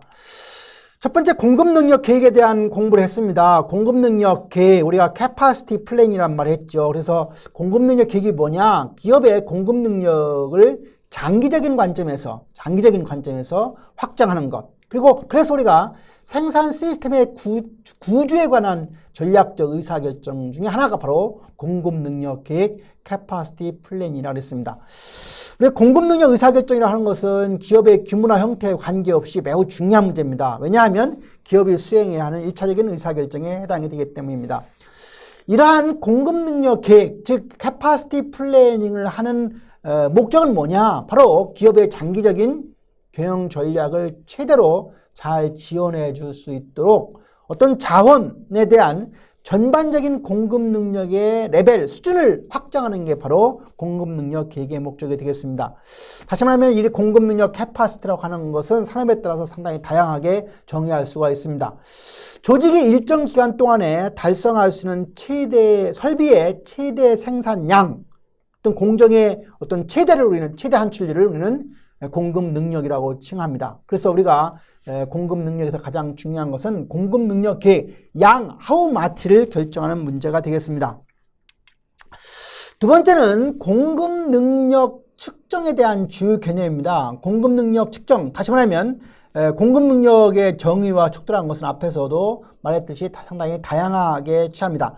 공급 능력의 측정을 위해서는 척도나 조건에 명확하게 정의되어야 한다는 이야기인데요. 단일 품목을 생산하는 시스템의 경우에는 공급 능력 척도를 결정하는 데 상당히 용이합니다. 언제에 비해서? 다품목인 경우에 비해서 그렇다는 얘기죠. 그래서 산출 측정, 산출 척도, 아웃풋으로 우리가 측정하게 됩니다. 예를 들면 전자제품이나 자동차 회사라고 하면 대수가 될 것이고, TV 대수, 자동차 대수가 될 것이고요. 제철이나 제당, 설탕 공장이라고 하면 톤수가 우리가 바로 단일 품목의 어떤 공급 능력의 척도가 되겠습니다. 반면에 다수 품목을 생산하는 시스템의 경우에는 공통적으로 사용되는 척도가 없습니다. 즉 시스템의 전체 생산 능력이 측정이 어렵다는 사실이고요. 이때는 그래서 아웃풋 개념으로 측정하지 않고 인풋으로, 즉 투입되는 자원의 양으로 측정한다는 특징이 있습니다. 또 한 가지 우리가 서비스 산업의 경우는 시스템의 산출량을 측정하기가 어렵습니다. 그래서 서비스의 경우에도 투입 척도, 인풋, 즉 서비스를 제공하기 위해 투입되는 자원의 양으로 측정하는 경우가 많습니다. 예를 들어서 병원이라고 하면 병실수, 베드수로 한다는 것이고요. 항공사라고 하면 비행기 대수나 비행기의 좌석수가 될 것이고요. 식당이나 극장이라고 하면 좌석수가 되는 것이고요. 예를 들어서 유통기관, 뭐 백화점이나 무슨 뭐 이런 큰 대형 유통센터 같은 경우는 매장 면적이 우리가 인풋, 그 투입 척도가 되겠습니다. 공급 능력 측정과 관련된 개념 중에 한 가지가 공급 능력 이용률입니다. 그래서 공급 능력 이용률이라고 하는 것은 공급 능력 계획의 수를 위해서 현재 공급 능력과 공급 능력 이용률의 파악을 우리가 필요로 하게 되는데, 다시 말하면 설계 공급 능력, 즉 최적 조업도에 얼마나 근사하게 공급 능력을 이용하고 있는가를 나타내는 것이 바로 공급 능력 이용률이 되겠습니다. 반면에 설계 공급 능력, 디자인 캐파시티라고 하는 것은 생산 설비가 설계되는 시점에 목표로 하는 산출률을 얘기합니다. 그리고 유효 공급 능력이라고 하면은 주어진 품질 표준을 달성하거나 또는 일정상의 제약이 있거나 기계의 어떤 유지 보수, 노동력의 어떤 능력이나 제품 믹스 하에서 이런 것들을 다 감안한 달성 가능한 최대 산출률을 우리는 유효 공급 능력이라고 칭합니다. 따라서 유효 공급 능력은 반드시 설계 공급 능력보다는 작거나 같아지게 됩니다. 실제 공급 능력은 실제 산출률이라고 하는데 바로 생산 설비가 실제로 달성하는 산출률이라고 하고, 이 실제 공급 능력은 반드시 유효 공급 능력 이하라고 볼 수가 있습니다. 그래서 우리가 생산 시스템의 효과성에 대한 평가 척도와 관련된 개념 중에서 공급 능력 이용률이라고 하는 개념은 실제 공급 능력을 설계 공급 능력으로 나누어서 계산하는 것이고, 공급 능력 효율성이라고 하는 것은 설계 공급 능력을 갖다가 유효 공급 능력으로 나눕니다. 그러니까 분자는 다 실제 공급 능력이고, 분모가 설계 공급 능력이면 공급 능력 이용률이 되는 것이고, 분모가 유효 공급 능력이면 공급 능력 효율성이 된다고 하는 개념이 되겠습니다. 또 한 가지 개념이 베스트 오퍼레이팅 레벨이라고 해서 최적 조업도라고 하는 개념이 있습니다. 우리가 단위당 평균 원가가 최소가 되는 산출량의 개념이 바로 최적 조업도고, 우리가 최적 조업도보다 설비를 과소 이용하게 되면 어떻게 되느냐, 즉 산출량의 최적 조업 수준보다 낮게 되면은 단위당 고정비용이 증가해서 단위당 평균 원가가 증가하기 때문에 경쟁력이 없어지는 것이고요. 그렇다고 해서 설비를 과대 이용, 즉 산출량이 최적 조업 수준보다 크거나 같게 되면 잔업이나 장비가 마모되거나 불량률이 증가되거나 단위당 평균 원가가 증가되어서 그것도 바람직하지 않기 때문에 기업은 최적 조업도를 달성해서 단위당 평균 원가가 최소화 되는 산출량을 유지하는 게 좋다는 얘기가 되겠습니다. 그 다음에 우리가 공급 능력 측정과 관련된 이제 우리가 사이드로 공부하는 것 중에 한 가지가 규모의 경제와 규모의 비경제라는 말이 있습니다. 우리가 생산량이 증가하게 되면 이 추가적인 생산량이 고정비를 흡수해서 단위당 고정비가 감소되어서 단위당 평균원가가 감소되는 현상이 바로 규모의 경제의 효과라는 개념과 관련된 개념이고요. 반면에 규모의 비경제, 규모의 경제를 넘어간다는 얘기죠. 그렇게 되면 설비 규모가 너무 커지게 되면 복잡해서 커뮤니케이션, 즉 소통이 잘 안 돼서, 즉 커뮤니케이션에 장애가 발생해서 또는 자재 흐름에 대한 조정이 잘 안 되어서 어떤 여러 가지 또 문제가 발생하게 되는데 바로 그런 것들이 규모의 비경제의 문제가 되겠습니다. 공급 능력을 계획하는 절차가 있습니다. 공급 능력 계획을 추진하는 이유는 우리가 일반적으로 수요가 증가해도 공급 능력 계획을 수립하고 수요가 감소해도 공급 능력 계획을 수립하고 기술 변화, 상황 변화, 기회 포착 등이 바로 공급 능력 계획을 추진하는 이유가 되겠습니다. 공급 능력 계획을 수립하는 단계는 첫 번째는 기존 공급 능력을 측정하고 당연한 얘기죠. 두 번째는 공급 능력 소유량을 예측해서 이 기존 공급 능력과 공급 능력 소유량을 갖다가 비교해서 공급 능력 조정 대안을 개발하고 그리고 그 개발 대안 중에서 어떤 하나를 갖다가 평가해서 선택하는 과정이 바로 4단계가 되겠습니다. 우리가 이제 공급 능력, 캐파시티 플래닝에 대한 공부를 마치고 두 번째 입지 선정에 대한 공부를 했습니다. 시설물의 입지 선정에 대한 얘기죠. 로케이션이죠. 제가 생산 운영 관리 공부하면서 여러분들 로케이션에 대한 중요성 하나만 알고 가도 뭐 성과 이뤘다는 얘기를 했습니다. 왜냐하면 부동산을 구할 때 가장 중요한 것은 첫 번째도 입지요, 두 번째도 입지요, 세 번째도 입지요, 네 번째도 입지를 하겠습니다. 입지가 나쁘면 나중에 부동산은 옮기는 것이 가능하지 않다. 여러분들이 아파트를 샀다 하더라도 아파트를 잘못 사면 팔기가 쉽지 않습니다. 아파트를 한번 샀다고 해서 평생 쓰는 것은 아니기 때문에 옮겨갈 때 이왕이면 아파트 가격이 상승돼야 되는데 입지를 잘못 정하면 그것도 불가능하다. 따라서 부동산을 구할 때 투자할 때 가장 중요한 것이 입지라는 사실입니다.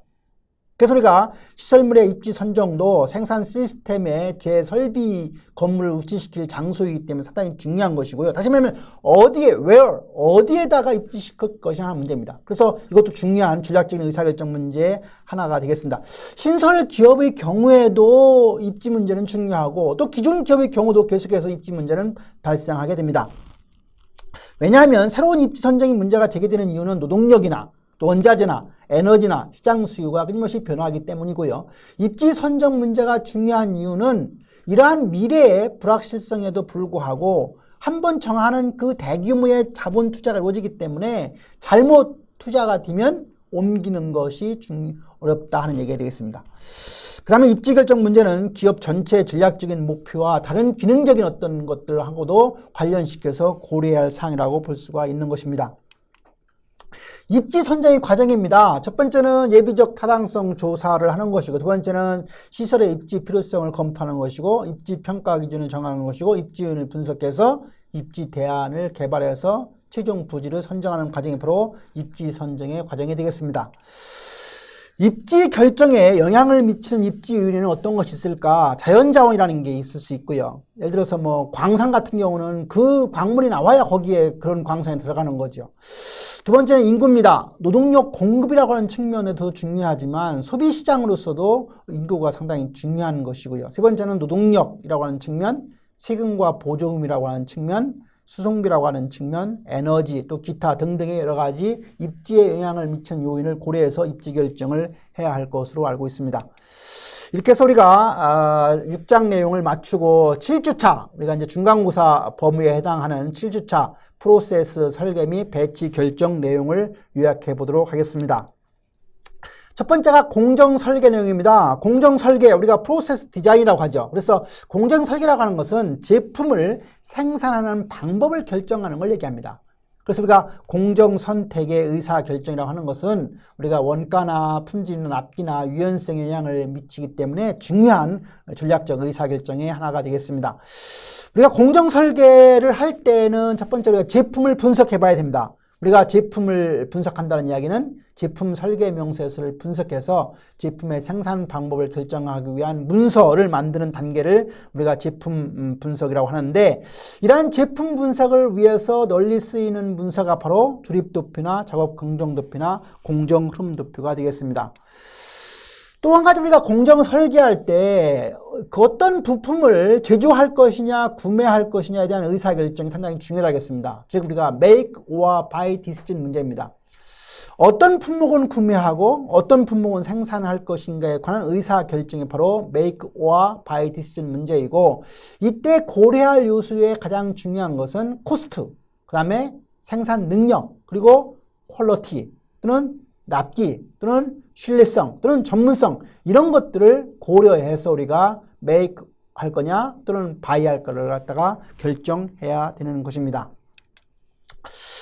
공정 선택과 관련해서 제품의 특성에 적합한 공정을 선택해야 되는 것은 당연한 것이고요. 공정선을 선택할 때 고려되는 두 가지 특성이라고 하면, 한 가지는 바로 표준화 정도가 어느 정도 되어 있느냐, 다시 말하면 신축적인 공장이냐 전용 공장이냐 하는 문제일 것이고요. 수요량, 즉 생산량이 많으냐 적으냐에 따라서 다릅니다. 그래서 이 그림에서 보듯이 생산량이 대량이고 표준화가 높으면 연속 생산 공장이 될 것이고, 만약 표준화 정도가 아주 낮고 생산량이 낮으면, 소량이면 프로젝트 공정이 되는 것이고, 중간 단계가 되면 묶음 생산 공정이나 대량 생산 공정이 된다는 이야기가 되겠습니다. 우리가 이런 공정 설계할 때 나오는 개념 중에 하나가 바로 그 제품 공정 전략입니다. 우리가 공정을 선택하는 것은 본질적으로 동태적인 시간의 변화에 따라서 변화하는 문제와 관련되어 있습니다. 공정은 우리가 제품의 변화와 밀접하게 관계를 맺고 있습니다. 그래서 우리가 제품 공정 행렬이라고 하는 게 있는데, 이것은 헤이즈와 휠라이트라는 사람이 만든 개념입니다. 공정과 제품 간의 관계를 행렬의 두 측면으로 표현된 개념인데, 그림에서 보듯이 제품 구조라고 하는 부분이 있고 공정 구조라고 하는 부분이 있어서, 소량 생산이면서 홀류적 흐름인 경우, 즉 잡삽인 경우면 인쇄업에 해당이 됩니다. 다품종 소량 생산이면서 단절된 라인 품목, 묶음 생산이라고 하면 중장비에 해당이 되는 것이고요. 대량 생산, 높은 표준화와 일용품에 해당이 되면서 연속 흐름인 경우는 설탕 만드는 제당 공장이 됩니다. 그래서 이 그림에서 보듯이 그 대각선 축에 있으면, 즉 제품 구조와 공정 구조가 매치해서 커다란 문제가 없는 걸로 되어 있습니다. 그 다음에 우리가 배치에 대한 걸 공부를 했습니다. 레이아웃 문제죠. 여러분들 가정에서도 뭐 이러한 레이아웃 문제를 많이 당면하게 될 것입니다. 책상을 어디에 위치할 건가, 뭐 침대를 어디로 위치할 건가에 대한 것도 사실은 가정에서 우리가 겪는 배치 문제인데, 기업이라고 하는 조직에서는 배치의 결정도 중요한 결정 중에 하나죠. 왜냐하면 효율성과 관련된 개념이고요. 다시 말하면 설비의 물리적 위치를 정하는 것과 관련되어 있는데, 이러한 배치를 잘하는 목표, 배치를 할 때 우리가 고려해야 될 목표는, 첫 번째 생산 설비를 얼마큼 효율적으로 이용할 수 있느냐 하는 것과 관련되어 있는 것이고요. 두 번째는 자재 취급 비용, 운반 비용을 감소시킬 수 있는 아의 개념이고요.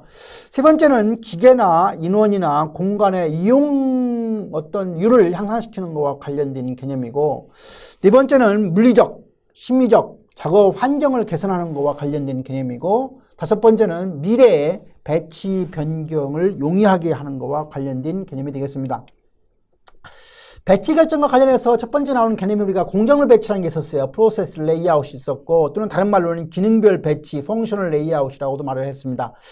작업 기능의 종류에 따라서 공정들을 분류하고, 같은 종류의 작업 기능을 갖는 공정들을 한 곳에 모아 배치하는 형태가 바로 기능별 배치가 되고, 이 기능별 배치, 공정별 배치는 다품종 소량 생산에 적합한 방식이라고 공부를 했습니다. 이와 같은 공정별, 기능별 배치의 장단점은 다음과 같습니다. 장점은 기계 이용도가 높다, 뭐 설비 가동률이 높다, 또는 직무 만족이 높다, 이런 것이 해당이 될 것이고, 공정별 배치의 단점은 자재 취급 비용이나 재고 비용이 증가할 수 있다, 또는 총 생산 시간이 증가할 수 있다, 숙련된 노동력이 필요하다는 것이 단점이 되겠습니다. 두 번째 배치 방법은 프로덕트 레이아웃입니다. 제품별 배치라고 하는데요. 제품의 작업 순서에 따라서 기계 설비를 배치하는 방식이 됩니다. 이 제품별 배치를 할 때 중요한 개념 중에 하나가 라인 밸런싱의 문제입니다. 조립 라인에서 각 작업의 소요 시간하고 그 워크스테이션, 작업장의 생산 능력의 차이가 있음으로 해서 발생하는 공정 흐름의 어떤 불균형, 또 유휴 이런 것들을 우리가 최소화시키는 개념이 바로 조립 라인 균형에 대한 문제입니다. 우리가 공정 불균형률은 작업장의 수에다가 사이클 타임을 곱한 거가 분모 들어가고 그 분자에는 n 곱하기 c에다가 t라고 하는 걸 빼주는데 여기서는 제품 한 개를 생산하는 데 소요되는 실제 총 작업 시간을 빼서 우리가 공정 불균형률을 구하게 됩니다. 공정 균형과 관련된 단계가 있습니다. 첫 번째는 제품 생산을 위한 업무를 결정해서 각 업무의 완료 시간을 측정하는 것이 첫 번째고요. 두 번째는 우리가 작업 시간과 순서를 나타내는 프리시던스 다이어그램을 갖다가 작성하는 게 두 번째고, 세 번째는 사이클 타임을 계산하는 것이고요. 사이클 타임은 일일 생산 시간, 뭐 하루에 8시간 작업한다 하면 분이면 분으로 계산하면 되겠죠. 그래서 하루의 생산량으로 나누면 생산 주기, 그러니까 한 제품을 만드는데 몇 분에 또는 몇 시간에 만들어야 되냐 하는 개념이 바로 생산 주기 개념이고요. 4단계는 이걸 통해서 필요한 작업장 수를 정하고, 5단계는 작업을 규칙에 따라 작업장에 배정하고 나서 유효율 이런 것들을 계산한 단계로 구성이 되어 있습니다. 이와 같은 제품별 배치를 했을 때 장점은 작업 순서에 따라서 배치 흐름이 부드럽고 논리적이라는 것이고, 제공품 재고의 수준은 낮고 보관 면적이 적다고 하는 것이 제품 배치의 장점이 되겠습니다. 반면에 단점으로는 설계 변경이 어렵고 또는 작업자의 직무 만족이 낮고 또는 많은 투자가 필요한 것이 제품별 배치의 단점이 되겠습니다. 세 번째 배치 방법은 고정형 배치입니다. 제품이 한 곳에 고정되어 있으니까 주로 우리가 배를 만드는 공정이 고정형 배치에 해당이 되고, 이때는 우리가 장비나 공구나 어떤 인원이 이동하면서 작업이 이루어지는 게 특징이 되겠습니다. 그 다음에 네 번째는 셀룰라 배치입니다. 셀룰라 배치하고 관련된 개념은 그룹 테크놀로지 개념하고 관련되어 있고요. FMS와 관련된 개념과 관련되어 있습니다. 우리가 셀룰라 배치 GT라고 하는 것을 수업 시간에 장황하게 제가 설명한 적이 있는데, 이 셀룰라 배치의 단계는 세 가지로 구성되어 있습니다. 유사한 공정 흐름군을 찾는다, 부품군에 맞추어 기계를 그룹화한다, 부품군 이용이 최소화되도록 우리가 셀 배열을 하는 것이 셀룰라 배치의 배치 단계가 되겠습니다. 네, 이렇게 해서 우리가 7장까지 내용을 한번 리뷰를 해봤는데요. 중간고사를 공부하는 방식은 제가 공지한 대로 사지선다형 40문항으로 구성이 되어 있습니다. 그래서 여러분들이 첫 번째 공부할 내용은 각 장에서 제가 두 문제씩 형성평가 문제를 공부를 했는데, 그 형성평가 문제를 확실하게 이해를 하시면 우리가 한 60% 정도 여러분들이 정답을 맞출 수 있을 거라고 생각이 되고, 40% 정도는 이 형성평가를 이용한 문제, 응용한 문제가 나와 있습니다. 그래서 수업 시간에 제가 강조했던 내용, 또는 이번 시간에 제가 이 검토 리뷰를 하면서 강조했던 내용들을 공부를 하면 그 나머지 내용들을 우리가 잘 학습할 수가 있습니다. 우리가 학교 시작하면서 각 챕터에 대한 종합 사례 문제를 우리가 여러분들이 하도록 되어 있습니다. 그래서 교과서를 구입하신 분들은 종합 사례를 풀어서 제출하면 좋은데, 사실은 전체 항목 중에서 이것이 10%가 차지합니다. 그렇기 때문에 업무에 아주 바쁘신 분들은 안 하셔도 큰 무리는 없겠습니다만, 좋은 학점을 받기 위해서는 여러분들이 그동안에 책을 사서 했다고 하면 종합사례 문제를 잘 하시면 도움이 되리라고 생각이 듭니다. 여하튼 중간고사 공부하면서 몇 문항은 계산 문제가 있습니다. 따라서 시험을 볼 때 계산기를 옆에 놓고 풀면 도움이 되리라고 생각이 되고, 그 계산 문제는 예를 들면 앞에서 주기했던 평할법에 관련된 문제 중요하다고 제가 얘기했죠. 그래서 지수평할법 문제 같은 문제 여러분들이 금방 이용할 수 있으니까 공식만 잘 기록했다가 넣으면 될 것이고, 또 하나 우리가 그 계산 문제는 그 사이클 타임 구하는 문제 아까 했어요. 그 사이클 타임 공식을 잘 기억했다가 수치를 넣어서 계산하면 그 사이클 타임 문제도 계산 문제이기 때문에 구할 수가 있으라고 생각이 듭니다. 그리고 이제 뭐 생산관리라고 하니까 생산관리에 대한 영어 표현 이런 것들은 아주 기본적인 것들이기 때문에 반드시 알아야 될 문제인 것이고, 또 생산의 사묘수 같은 문제도 반드시 알아야 되기 때문에 다시 한번 공부를 하시고요. 또 우리가 말콤 볼드리지 사항이 우리나라 품질경영 대상과 관련되어 있다고 여러분들한테 제가 설명을 드렸는데, 그 말콤 볼드리지의 7가지 기준에 대해서도 여러분들이 잘 알고 있으면 그 객관식 문항을 푸는 데 도움이 되리라고 생각이 됩니다. 뿐만 아니라 그 품질 쪽에서 중요한 개념은 TQM에 대한 개념이 상당히 중요하다고 그랬어요. 그래서 TQM의 3가지 요소에 대한 공부를 했으니까 그런 것들도 공부를 잘 하시고, 또 기술에 대한 투자평가, 기술 투자평가와 관련된 어떤 이익 같은 개념도 여러분들이 잘 아시면 도움이 되리라고 생각이 되고, 또 한 가지 힌트를 드리면, 우리가 오늘날 예측 기법들이 자꾸 만들어지는 것보다는 새로운 개념이 나왔다겠죠. 그래서 그 새로 나온 개념이 어떤 특징을 가지고 있는지 이런 것도 알면 도움이 되리라고 생각이 듭니다. 그 다음에 우리가 그 공정 형태를 할 때 장치 산업이라고 하는 게 뭔지 다시 한번 공부를 하시기 바랍니다. 장치 산업이 어떤 공정과 관련되어 있는지 이런 것도 한번 공부하시면 도움이 되리라고 생각이 됩니다. 또 한 가지는 생산 설계 방법을 공부와 관련 여러 가지 공부를 했는데, 그러한 생산 설계 방법이 아닌 것을 고르시오 하는 문제도 있을 수가 있습니다. 그래서 생산 설계 방법에 대한 공부도 한번 해보시면 중간고사를 공부하는 데 도움이 되리라고 생각이 듭니다. 다시 한번 정리하면, 형성평가 문제를 확실히 알고 지난다. 그 형성평가 문제를 응용한 문제가 몇 문제 있다. 또 계산 문제가 2-3문제 있는데 계산 문제를 풀기 위해서는 계산기가 옆에 있으면 도움이 된다. 또 계산 문제를 풀기 위해서 그런 문제 2가지에 대한 이야기를 통해서 공식을 좀 이렇게 기록했다가 거기에 넣어서 계산하면 중간고사를 공부하는 데 도움이 되리라고 생각이 됩니다. 하여튼 7장까지 공부하면서 여러 가지 도움이 되었으리라고 생각이 되고, 모든 경영학에 있어서 이 생산 운영 관리는 가장 기본이 됩니다.